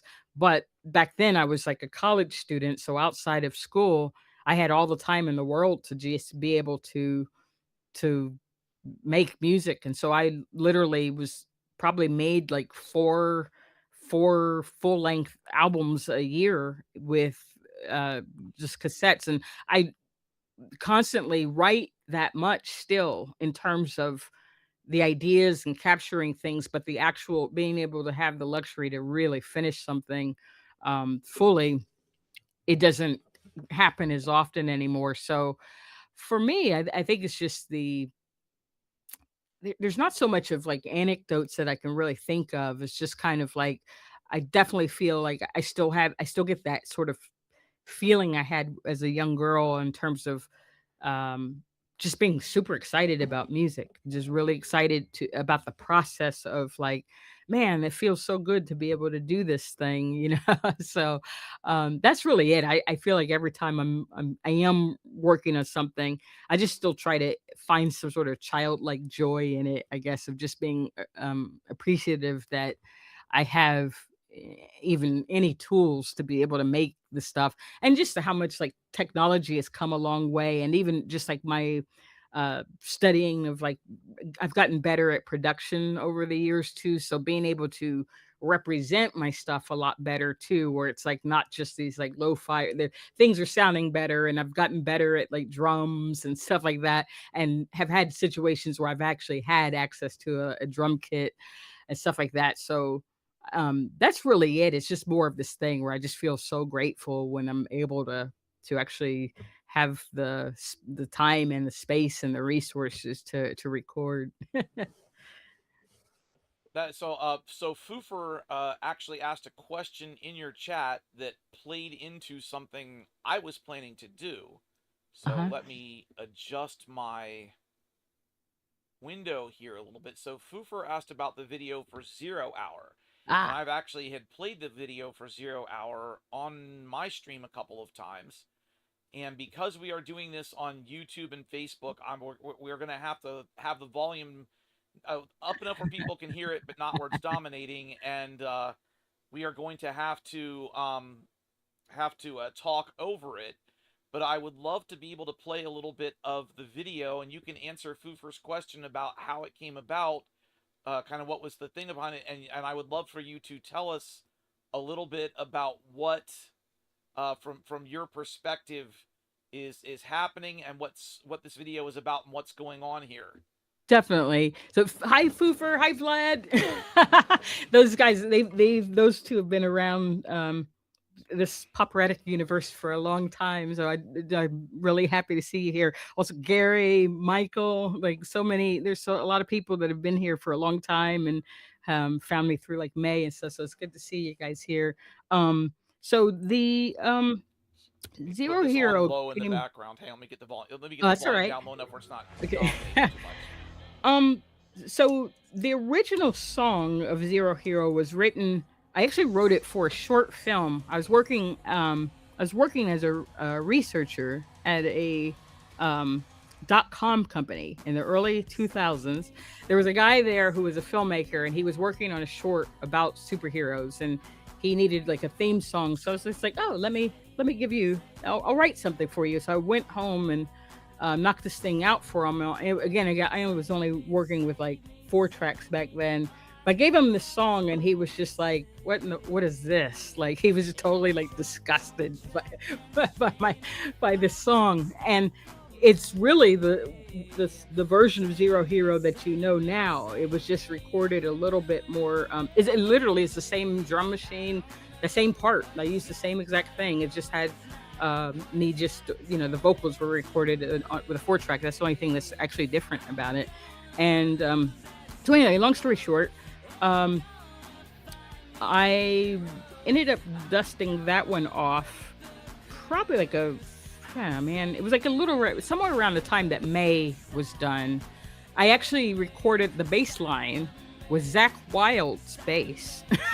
I was in the studio with Dave Lopez, who was an engineer that I was working with, and he somehow we ended up in a studio, and Zach Wild's bass was there, and I didn't have a bass, so we had to borrow it. So the bass on that, and there was another song called Comrade Conrad that we actually recorded that day, and it basically, I didn't have access to a drummer, so the drum machine was there, and that's what that recording is. So eventually, we ended up putting that in Masters of Horror Sick Girl, the episode Sick Girl on Showtime, And that's how a lot of other people came to know that before the album of Vegas the Wandering Nerve came out. And so anyway, long story short, that came out. That was like literally like 20 years ago. Um, and in the recent years, I kept noticing like it's just like, man, like I feel so disconnected from people right now, and I see a lot of people are, have good reason to be upset and fearful and uncertain and all these things. And I just wanted to do something to bring some joy. And I was like, I don't have the ability to really, um, I don't really have like a really big platform or anything like that where I can really connect with people and inspire them or do anything like that. So I was just like, what do I have sitting there that could possibly be used to just like bring some joy to people? So I was like, let me just, I thought about Zero Hero and how it's made a lot of people happy. So I said, let me just go ahead and I want to make a video with that. And again, with lack of resources in general, I was just like, well, animation has always been a way for me to be able to make films without having access to a huge budget and without a crew or anything like that. So it's just like all animation needs now, like when you have software, is all you just need time. And so I was like, I have time. I'm going to just sit down. I'm going to make a video for that. And I just really want to bring joy to people. So the story of behind that is like I basically just sort of followed kind of the narrative of the song itself, of this idea that it is every single one of us, especially today, so many people look for external validation and look for a hero in somebody else. And it's like, you are your hero. You have the power to within certain limits, of course, but you ultimately have the ability to control what you feed yourself in terms of inspiration and um learning new things, and whether you want to experiment and try. So of course there's sometimes things we have constraints where we can't do everything what we want, but I feel like to some extent we can push ourselves to try more things. So that's really it with this story. Was like I wanted to play around with the idea that, you know with the song, there's a side of me is inside of me, and this idea that you see what appears to be two characters, but it really is one person. It's like one person basically just trying to discover their inner strength and just trying to find a way to be strong enough to pull themselves out of whatever challenges that they're experiencing. So that's really where that came from. Was just I just wanted to put something out there to just hopefully speak to somebody and um, hopefully inspire somebody to just believe in themselves a little bit more, or to at least just hold on and be optimistic about um, knowing that we're all, many of us are in the same boat, and we all don't have to be an island. Like there's people that know what you're going through, and we'll get through all this together somehow. Shadow Wolf had actually asked over on your YouTube side, says it's awesome. So many of your projects are being reinvigorated. Is there any chance of I guess I guess it's Duxo. I'm not sure how you Oh, pronounce it. duo. You Duo. Okay, I know, wasn't sure how you were yeah, pronouncing it. And come back with Spilkus, either new music yeah. or reissues of older releases like you're doing with Poperatic. I wish that so Duo was a project I had with my buddy Spilkus. He's an amazing composer and electronic musician, and just an amazing person. We actually reconnected starting like a couple of years ago, and I think there was at some point I remember him talking about potentially doing something with Duo again, but so far nothing has happened. I would love that actually. I really had fun working with him. That's actually one of the rare collaborations that I've had of like with another musician. But we pretty much formed that strictly for the purpose of like we were making things to like pitch to TV shows and things like that. So we got a bunch of placements with that music, and that's where those albums really came from. Was just like, all right, let's write a bunch of stuff that they might place in, in shows and whatever, just because we were trying to find new ways to make a living. So anyway, that's a project I would love to be able to do more with that, but I'm not sure. I don't know if that will happen though. I know you and I were talking about the whole AI thing last night, and that's like it's funny. I always appreciate those memes that go around saying that like this whole idea that AI was going to free us up from the drudgery of life so that we could focus on arts and creative pursuits. And instead, everybody's trying to use AI to free us up from making art to force us to do more drudgery. It's like Yep. no, no, this is backwards. This is backwards. And Ilk asked over in your YouTube chat, are there any music albums that might have inspired you or might have been an influence for your music? Yeah, definitely. There, I mean, again, and I guess I focus more on the poperatic thing. There's a lot of stuff that, um, ground zero for me was like Sergeant Pepper. Or actually, even before then, when I my library in Columbus, the main library in Columbus, Ohio, they had they were always great about having albums for you to check out and whatever. So I had exposure to different albums and had my mom actually had take me to the store and I bought like all kinds of things over the years. And but then when I got to a certain age, I would start going to the library and I was able to access things that I had never really seen, the things I may have heard legend of. So one of those things was again because I had been introduced to the Beatles when I was younger, but I knew more of like She Loves You and Twist and Shout and things like that. When I went to the library, I started to listen to the Beatles in chronological order because they had all the albums on vinyl there. And so I was basically going through this experience almost as though I had lived through the Beatles and their active career. And so I literally was like, I went from hearing, things like uh She Loves You and all that to then getting to like Rubber Soul and Revolver and hearing things like Tomorrow Never Knows and getting into Magical Mystery Tour and Sergeant Pepper. So all that series of albums just rewired my brain where I was just like, whoa, like it really showed me that this band that we knew as one thing, all of a sudden it's just like, whoa, like what are these sounds? So just the general concept of what those guys were doing, of again, them not being put in a box. They were just like, you may want to have us be these guys, but this is this thing we want to do. We've aligned with George Martin and Jeff Emmerich, and we're doing this whole other thing.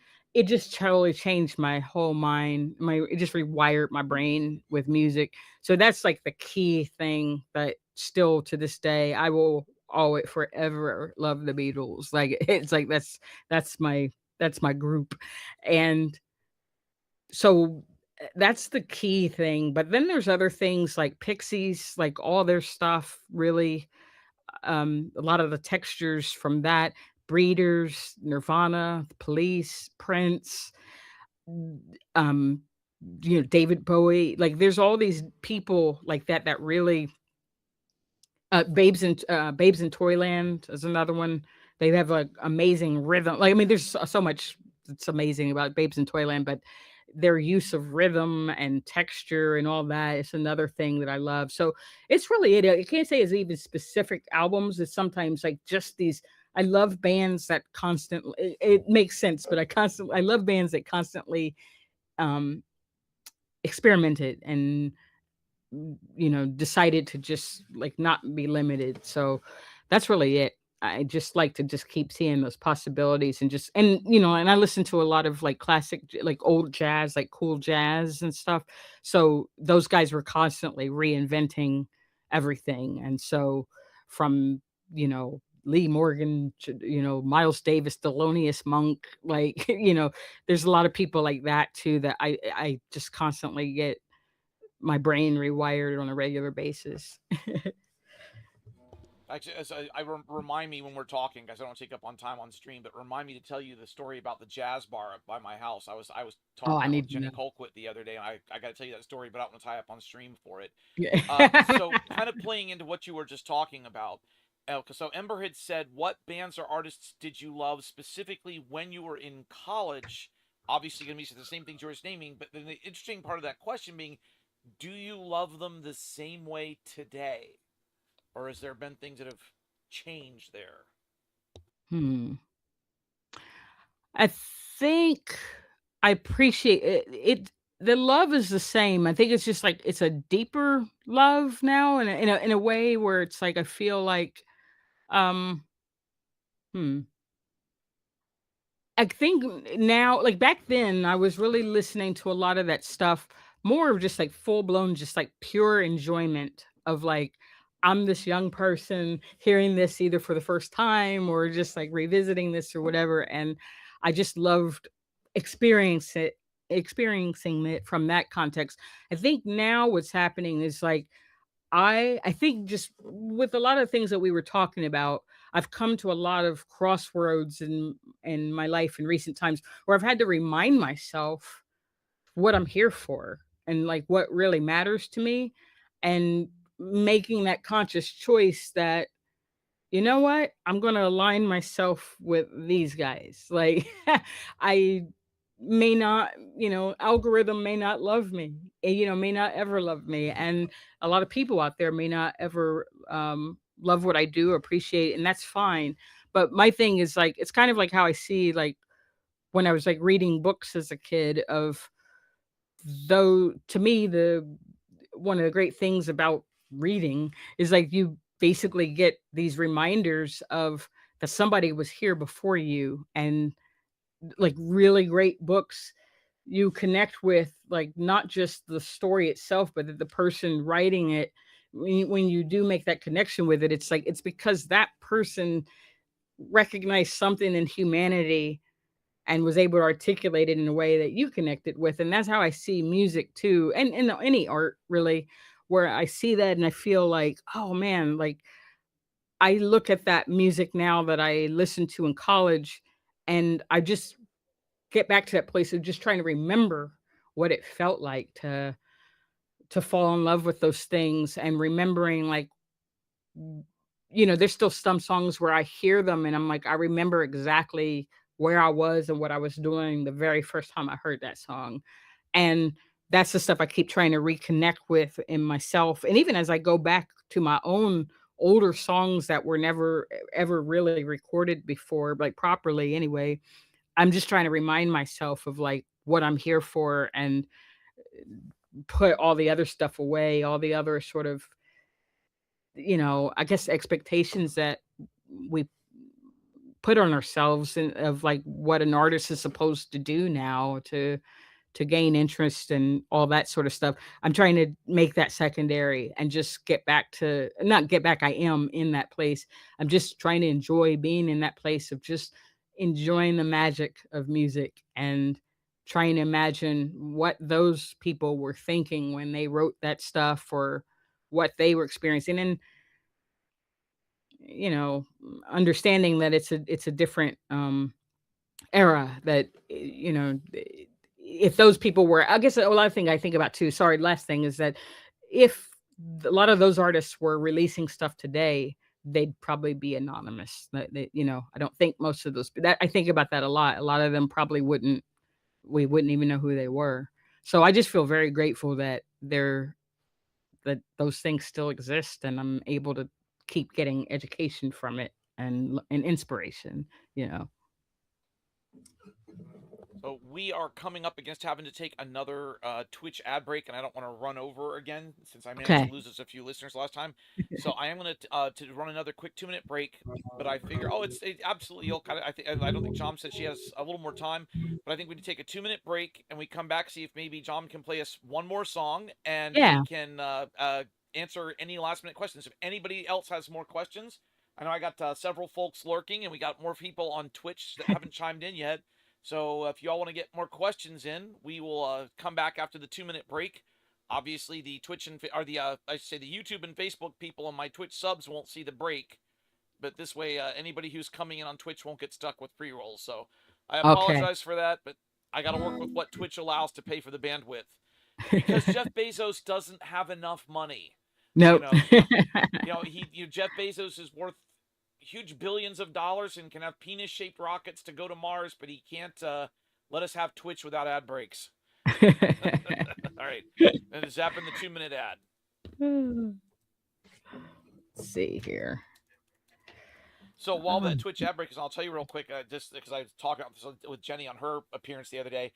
The cool thing is I found out there's a bar right up the street from me. It's a little local beer and wing place, good local food, and they actually just rebranded about a year and a half ago, and we decided to go in and check it out because we'd gotten wings there and see if they'd done anything. And we just went on a random Tuesday night with some friends, and we go and sit down, and some musicians come in, and it's a jazz trio, all guys in their late 40s to probably mid 60s, uh, and they set up and just start doing some jazz. In fact, they kicked off with some Monk, and my dad's really he's a Monk fanatic, so I oh grew up man. recognizing a lot of that. Hey, Shale, welcome in. And they're just sort of jamming and playing along, and then all of a sudden, like, the door opens, and like three kids, like, I mean, like, between like 13 and 15-year-old kids come in with their families and their instrument cases, and the kids Wow. start unpacking, and it comes, and I found what they do this, like, basically open jazz night every Tuesday, and they'll have a trio or a quartet of kind of local, more established guys that show up. They just start gigging, and anybody is welcome to join in. And because this is a place with food, it's not just a bar. People of all ages can come in, and a lot of the young local musicians will show up with their families, and they'll come and sit in with these guys, and they'll Oh sit in my for one or gosh. two songs, and everybody, whatever instruments they're playing, and they just gig, and Oh they'll my and they'll goodness. play along, and it's like, it's so cool seeing that jazz. You and I were talking about the problems of bringing in the younger people and mentoring the younger people, and it's just like so cool to see all those young people showing up and playing jazz. It's like, Yeah. oh, it's so cool. I probably would break into tears if I saw that. You're only a couple hours away. Come visit sometime, and we'll go to jazz night. Oh my goodness. Oh my goodness. Okay, we are back from the Twitch ad break. So let's see. I'll tell you what. I want to get one more song. Ilk threw up a question. So if you want to What you maybe get got? us one more song for us, and we can see if anybody else has any questions they want to put up while you play. We'll finish up the Okay. questions and then wrap up. Okay. Let me see here. Oh, I'm so torn as to what to play now. What do we what should we play? Hmm. Any Um, of any of Joms's regulars over on her Twitch have a particular song that you want to request where you know her music a little better? let me see. Oops, hang on I'm here. sitting here looking at the whole list. I've got like the big list of all of your music there. By the way, some of the people on my show caught it. So John was kind enough to send me the full thing from a recorded live performance that she did. That was the Port Authority sessions. You caught me actually playing Oh, some of that on stream. So um, actually, if I could make a request what you for one got? of my favorites of yours, could you play Big Sur for us? Oh my gosh. I don't think I even I don't even know I even know how to play that song Uh anymore. oh. Oh shoot. Hmm. I started to prepare that one, but I did not do it. Yeah, you oh man, I'm sorry. I let you down. I did that to a streamer the other day. I asked for a song. She's like, "Oh my god, I haven't played that in 2 years. I don't remember how it goes." I literally I was just like I should add that one in, but I didn't do it. How about Um can we do Loch Ness? I did not prepare that either. Oh my gosh. Okay, I'll Man. stop and let you pick one. Yeah. Let's see. Foofer asked about Comrade Conrad. Oh my gosh. So you really just taking back. Do I know that one? Let's see.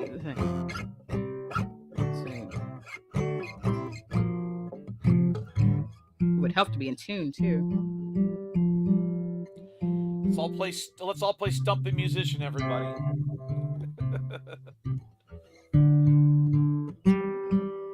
This is probably a bit of a problem with you being the anti-Boston, and instead of putting out one album every like 85 years, putting out 4 albums in 1 year. That's a lot of music to remember.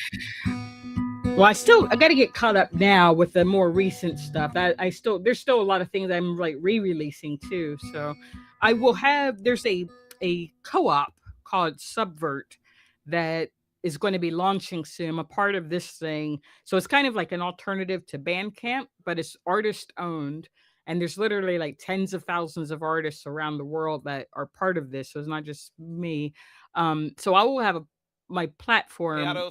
I'll be on that platform soon, and there'll be way more releases there, and I'll have more flexibility with like pricing and adding bonuses and stuff like that, and higher quality too. I may be able to do like high res files on there. I think some of you have been asking for that for a long time. So yeah. Oh, And Prowler. Shadow Wolf made a suggestion for something. If Comrade Conrad isn't working, has Shadow Wolf suggested Prowler? I can do that. That one I Okay. can do. All right. All There's right. okay. We found the song she You can got to do. do it. Good work, chat. Good work. Whoa. All right, here we go.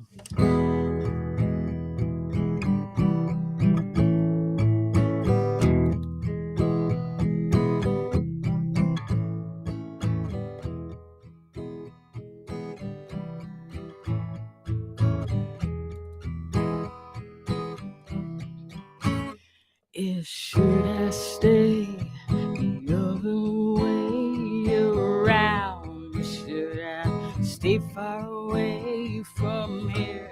You made a sound, and now you've made me run after you, my dear. It seems you've changed your mind. I might be the one you maybe. Guess I'll have to shake the ground that you walk on. I'm on the prowl.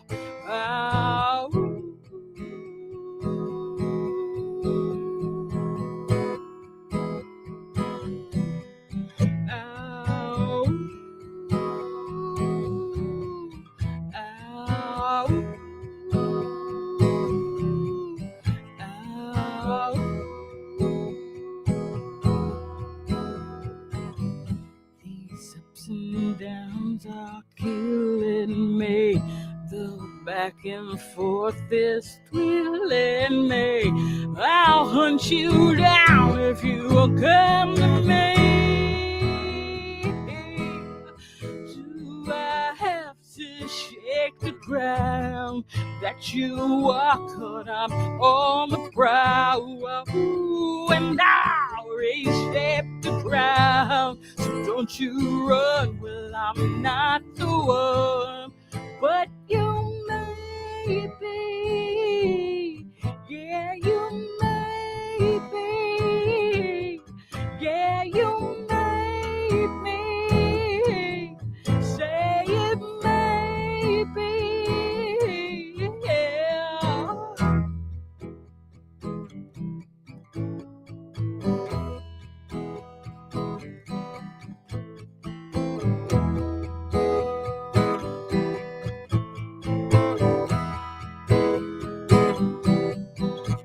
Now,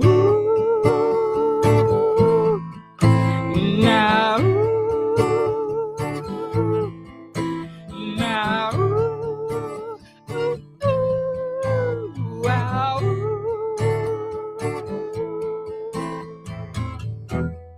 Don't you run, 'cause you made me. Yeah, you made me. Yeah, you made me. Yeah, you made me. Yeah, you made me. Don't you run. Don't you run, 'cause you made me. Don't you run. Oh,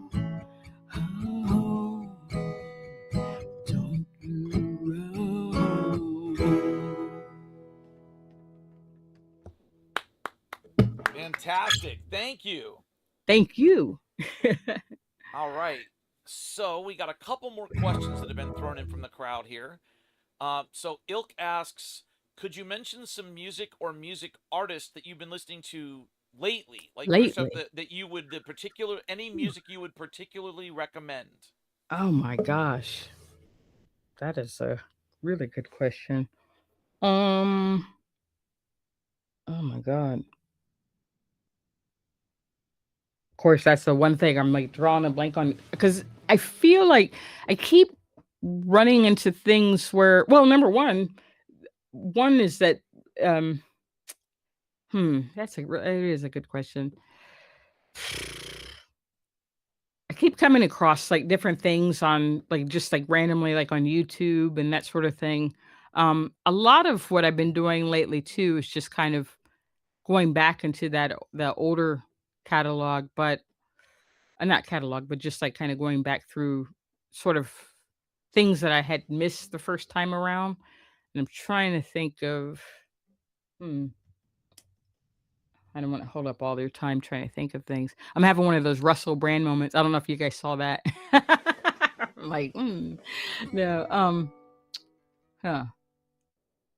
Yeah, I can't think of anything. I'm, like, drawing a complete blank right now. What are you listening to?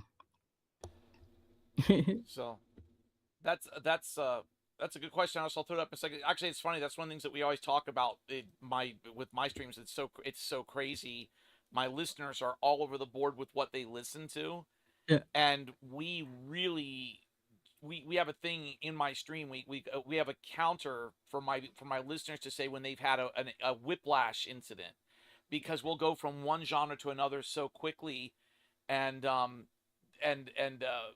my YouTube algorithm from where I have to do YouTube stuff to find new songs, and my Spotify algorithm are just crazy because I play these requests that are all over the place. So like when you came in Friday night when we were doing that, you saw we were doing an all new music show, Oh. and you saw how crazy that was. That's just all the stuff in my algorithm from all the stuff. So my listeners are all over the place with that. So that's so and Ados, I see your question. I've got that in the queue. But the next question up was actually from Ember, and Ember asked, "What's your favorite homemade comfort food, and would you like to share the Ooh. recipe?" Um, lately I've been getting into like authentic Chinese cooking. There's a family called the Lung family who they have a channel on YouTube that's called The Walks of Life, and they also have um a website with the same title, and they have a book of the same title. And there's been some experimentation of like learning how to like they basically they're I think the wife is from China in China, and the husband and the kids were all born in New Jersey, and but he grew up in a his family's Chinese restaurant, and so they have gotten together. The parents and the children have gotten together, and they share all these recipes. And it sometimes it goes beyond like Chinese cooking, but it's like it's their approach to everything. So I've been finding a lot of gems in there. In recent years, I've been learning Vietnamese cuisine and and basically this Chinese. And so those are the main things I've been doing. Like in more recent times, is that I just love it. It's simple, it's healthy, and most of the time it's quick. And it's affordable. So I love like mushu, beef mushu is like one of my favorite things. So that's like for those who don't know, it's like a Chinese pancake. What else? Sweet and sour chicken, and just been making all kinds of stuff with that. So but yeah, I love Vietnamese food, love Thai food, love French food. I love food. So- oh man. Well, let's just see. I'll have to see if I can bug you to send me a couple of recipes later. I can put them up in the Yeah. Discord. So yeah, Oh, send them over to me. definitely. I'll put them up in the Discord. You Uh, got it. so Shale asked, and you answered this a little bit, but this has got a little extra element that hadn't really been addressed. Shale asked, "Do you think what you listen to influences your writing, or as your style evolves, does it influence who and what you listen to?" Hmm. Um, I think hmm, definitely influences the writing a lot. Sometimes it can be like there's an album I did called Garagio. It started out actually as a poperatic album, but I've since thrown that under Sister Transistor because it pretty much is like almost like a lost album from the like 1960s, 1970s. And it's not I have to still I'm still working on the re-release for that. But anyway, it is kind of like hmm, it's almost like if you took a jukebox, like broke a jukebox and just had it just play random stuff from the 60s and 70s and but then maybe had like some weird signals from modern times coming in on occasion. That's basically what this album is. It's kind of all the things that inspired by the things I grew up listening to as a young kid, you know, from that era anyway. So you got runs everything from British Invasion to disco to dub, like spaghetti westerns, proto punk, garage, Motown. There's all these, so it's got all these different flavors, and even within that, I was talking to somebody else about this like some years ago that it's like even within an individual song, like there's a couple of songs in there. There's one in particular that's called Care Devil, and it really was inspired by like the Jackson 5, but it actually ends up having like this very garage sort of feel to it. So it's like you get a little bit of this sort of like Gladys Knight and the Pips. You get Jackson 5 and you get nuggets like psychedelic garage stuff. So all of those things kind of fit together, but it's not that I planned it that way. It's just like that's just how it naturally evolved. So there's a lot of things like that where I just start hearing a melody and I'm like, oh, this kind of reminds me of Jackson 5 or whatever. And then as I start writing it and just coming up with this thing, it's like, oh, this is like taking on a whole other thing. So that's why I feel like a lot of times with whatever has become of my style, it seems like it changes, but it does come from all these different places and they end up being worked into a to some sort of weird hybrid sound, I guess. But in terms of like what I actually listen to, I think it has in the sense that I tend to do a deep dive when I really get inspired by something or I'm learning about an artist. I try to learn if oh, I know that Angine de Poutine. That's one that I lately I've been you were asking about a recent band that I been digging. That those guys are amazing. There's a bunch of We math. actually had somebody request them, and we played one of their tracks on stream the other day. Oh man, that's they've been blowing my mind. So that's definitely one where I'm just like, what am I listening to? This is amazing.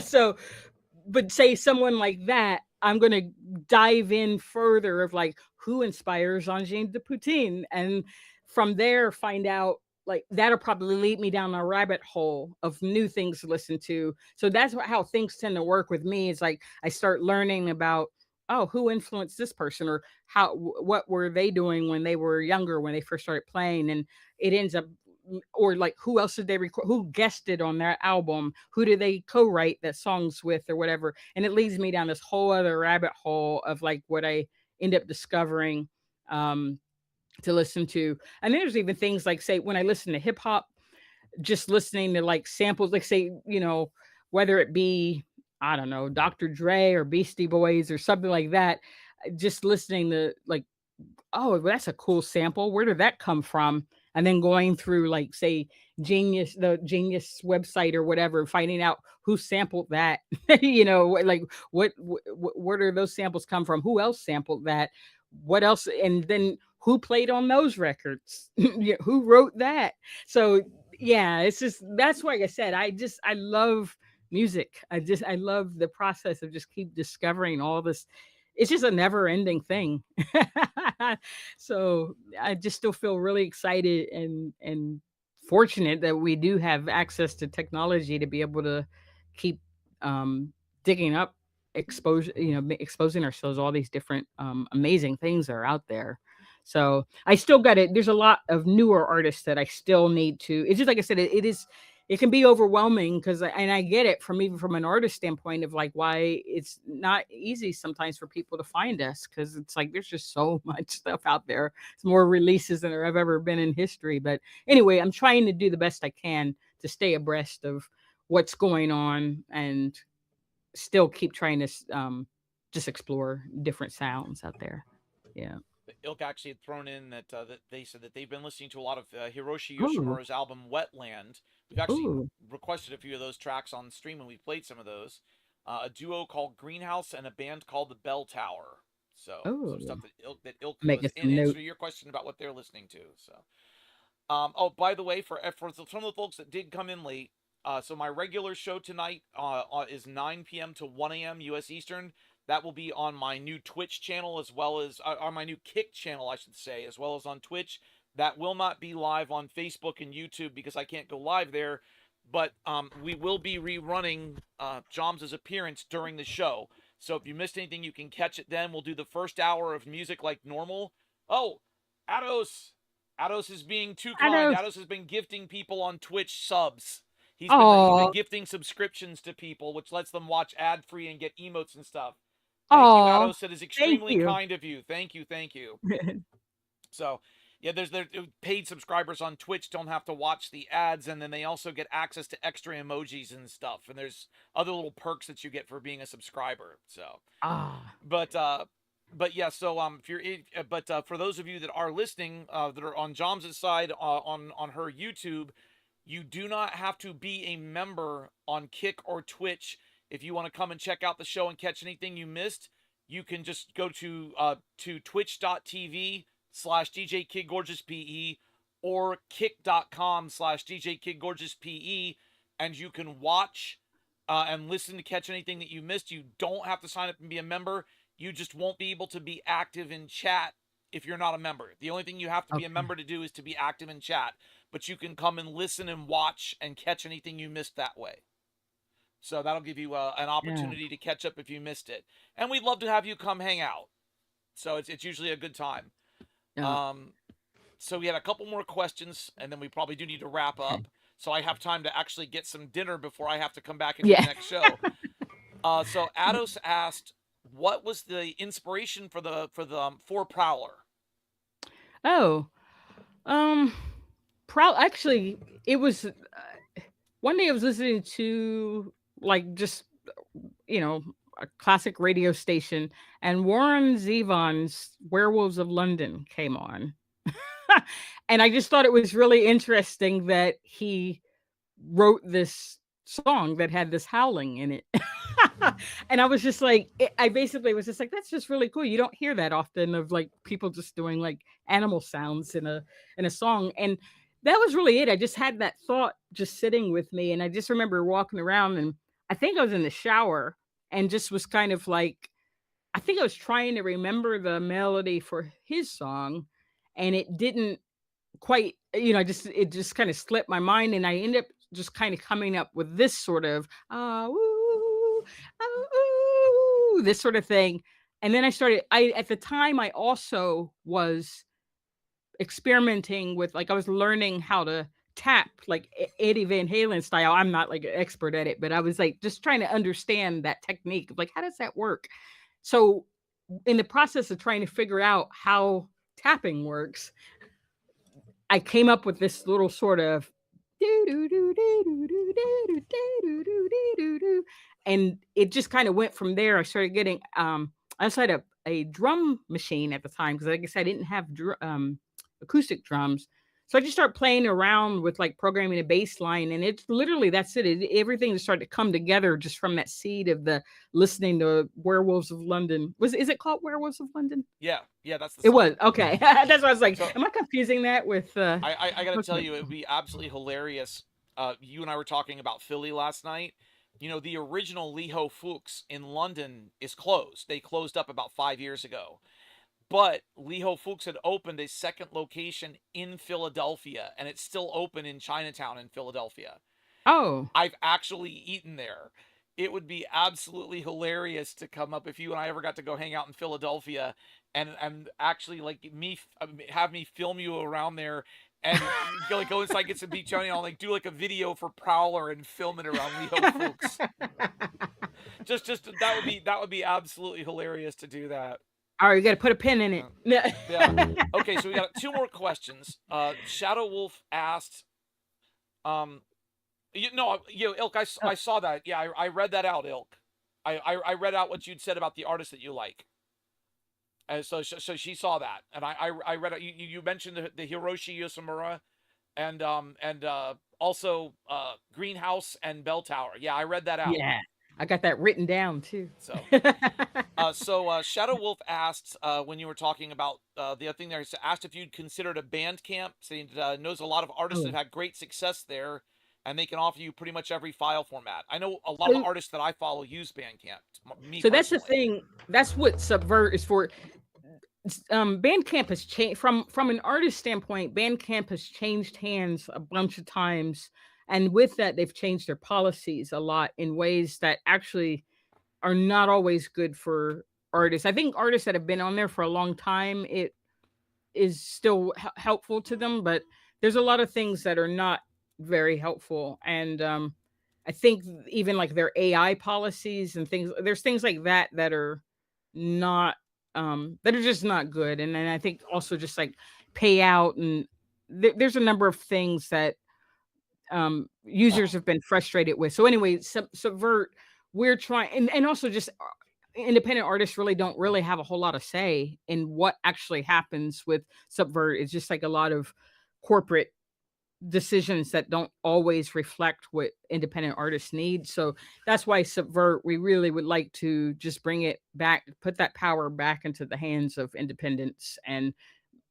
build a platform that we want and that allows us to connect to our audience the way that we want to. And so, of course, it's going to take time for that to really take off and get people really to be aware of it and that sort of thing. But we're hoping that it will be seen as a good alternative and not necessarily that, there'll be a place for Bandcamp too out there. But I just prefer to be on a platform that is built by independence for independence and serves independence and people who love music. So, yeah. And Ados also asked, what song of yours has the weirdest origin story? Oh, frocks. That's an easy answer. I'll quickly do that. So, frocks is a song from May that it actually stemmed from a script that Lucky McKee was working on. It's like this fantasy thing. It was basically his idea that if he had all the money in the world, this is the thing that he would make. It's like it's his sort of like Jim Henson's The Dark Crystal sort of thing. And it's just amazing story. He was writing it in college and it's still one of my favorite things of his I've ever read. And So I'm so I always so had that I'm gonna story. give me hang on just one Go second. ahead. I'm just gonna throw that on a little bit in the background. I'm gonna turn the volume down so you can talk. Oh, This is the okay. song she's talking about. Oh, you got it. Okay. Yeah, I think I have most of your catalog. But Okay, go ahead. and so that one I had always had his story in my head in terms of like I just love that's just my favorite thing that he's written. So when May was actually the movie May was in production, he called me one day and was just like, "Oh shoot, we forgot we are shooting in a couple of days we're shooting the scene with the at the daycare center and we need the kids to be able to sing to a children's song. Do you have anything sitting there already?" And I was just like, "No, but I'll write something. And I was just like, "What kind of tone do you want?" He's just like, "Whatever you want." And I said, "I think it would be interesting." 'Cause I remember when um he's got the whole world in his hands. When I was a little kid, I'm sure you probably all of you too. He's got the whole world in his hands. He got the whole world. So that song in subtle ways used to kind of creep me out as a child because I was like, literally, as my little child brain, I was like picturing all of us just like crammed in some guy's hands, like, So that visual always like stuck with me every time I hear that song. So when he talked about and I also when I thought reflected back again of like types of children's songs that they used to play on like the little record players when we would have like activities in like kindergarten, first grade, that sort of thing.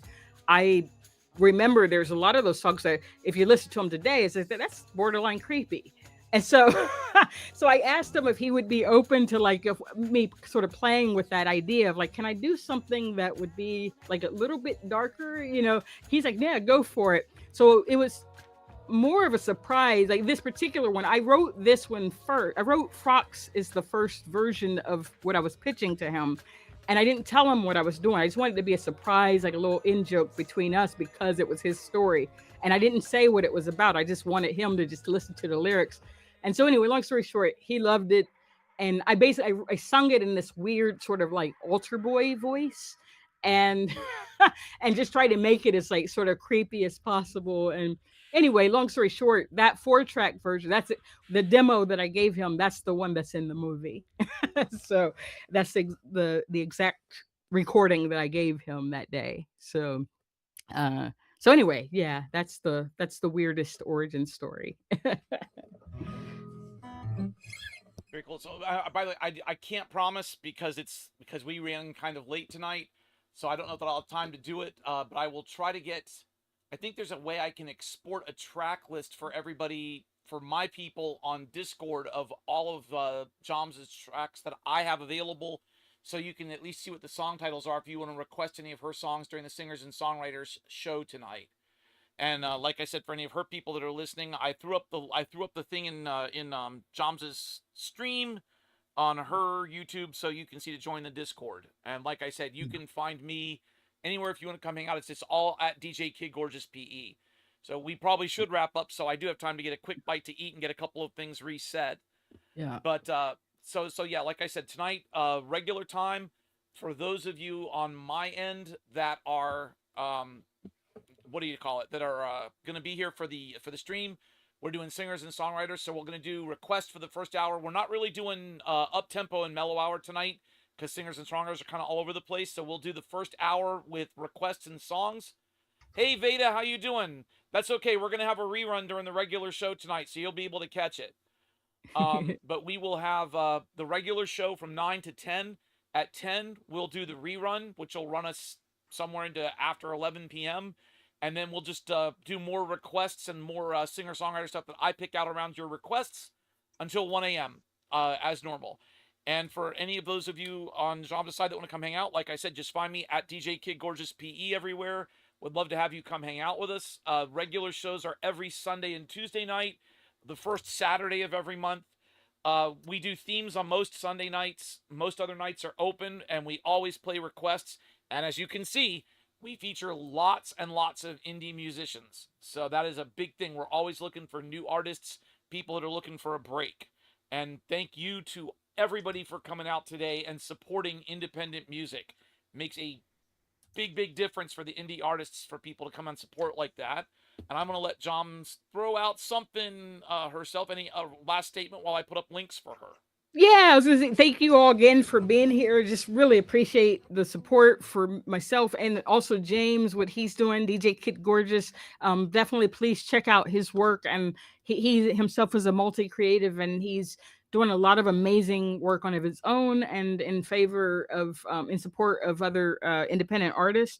I actually prepared like a crazy amount of songs for you guys tonight. So I may maybe just randomly stream those like sometime this week and maybe I'll learn some of the other songs that you guys requested Hey, and if you put ever stuff if up. you ever want to set up and do a pop-up, now that we have all the tech bugs worked Ah, out, and just come on without doing an interview thing and just play for a little while and piggyback, you're more than welcome to come on and do, if you want to do that, all and right, let's obviously do play it. for you guys and set up. I am more than happy to host that for my stuff too. Oh shoot, let's do it. Yep, I'm just whenever's putting your links convenient up. for So, you. real quick, actually, the other thing there was so while I'm doing the putting up the links, what is happening? I mean, what is the next big thing? What's the immediate future for you that's going on? That's really it. It's like, there's the whole subvert thing. So that'll be launching sometime soon. So I'm going to keep doing that. We'll see what's going on with all these tariffs and all that sort of stuff. Cause I have for vinyl, the only supplier I have is in the UK. So that I know that's not going to work for a lot of people in terms of cause it's already expensive trying to get vinyl over. But anyway, I'm just trying to figure out alternate ways of like releasing music and I'm trying to get settled somewhere in some city either in the somewhere in the United States or in another country. We'll see. But I would like to get back out full blown, like playing live shows again. And I think like this is something that's really opened my mind of like, you know what, maybe I should start doing regular streams and just to be able to connect with people that I normally wouldn't be able to see, and see me. So anyway, so that's the main thing is I just want to keep pushing forward, and those are the main things is just trying to uh just keep sharing with whoever wants to listen. So but definitely if any of you see things where you feel like I don't know, you want me to check out some other platform or there's something else that you're interested in seeing or hearing, like my door is open and I love hearing from you all. So once again, thanks for being here tonight. It's very inspiring. So Well, thank you very much, and thank you everybody that hung out. For my regular people, hopefully you'll see you all back here tonight at 9 p.m. for the melange. And any of you that missed any of this, you'll be able to catch the repeat with Joms. So, and it's going to be exactly like what we did with the previous artist features. We'll get an edited video up on my channels where you'll be able to go back and see the show minus the musical numbers because of copyright restrictions, but the videos of the musical numbers, like with Jenny's and Carrie Ann's music, will be available to play during the show. So you'll have opportunities for that. As soon as I go get a quick bite to eat, I'll get everything up in the Discord for tonight, and I will have a list up of all of Joms' music so you can see the titles if you want to request any of her stuff during regular stream tonight. So, thank you, everybody. Much, much appreciated to everybody for being thank here. you.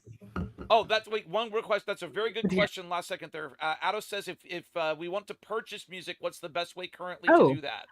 so that Subvert is going to be the best because it's just like a direct artist owned thing. So but beyond that, I mean, I'm on all the major platforms like, Apple, Amazon, but like I said, this Subvert is going to be the best way to do it. I may actually launch something directly on my website soon too, but anyway, Does I'm your website yeah. have links to all the platforms? Because I did link your website. If it's not there, I will double check it tonight and make sure everything's there. Okay, yeah. So, So I'm yeah. looking, and there is if on Joms' website, Art Mechanics, which I did link, there is a shop section and everything, so you should be able to find most of it through that. So cool, very cool. All right, thank you everybody. Thank you so much. All right. And Thank you. Yes, thank yeah, you. and I did post Joms' Blue Sky as well. Plus, obviously, I know how to reach her. So if any more questions pop up, let us know. And if you see Art Mechanics in the Twitch chat, that is her. Oh, I So, changed it to Paparatic actually oh, you today. changed it to Poperatic. So if you see Yeah. Poperatic in the Twitch chat, that is her. Okay, very nice. Thank you, Uh, everybody. And I'm going to Thank go you get some guys. food, Mwah. and I will see you all back here in about an hour and a half. Thank you to everybody on Joms' YouTube that joined us. Yes, Hope to thank see you you all all. around. Thank you all so All much. right. And Ados, extra big special thank you for giving out all those subs to people. Big Yes, time thank thank you for you. helping out the Mwah. channel. Thank you. All right, thanks everybody. Night night. Thank you.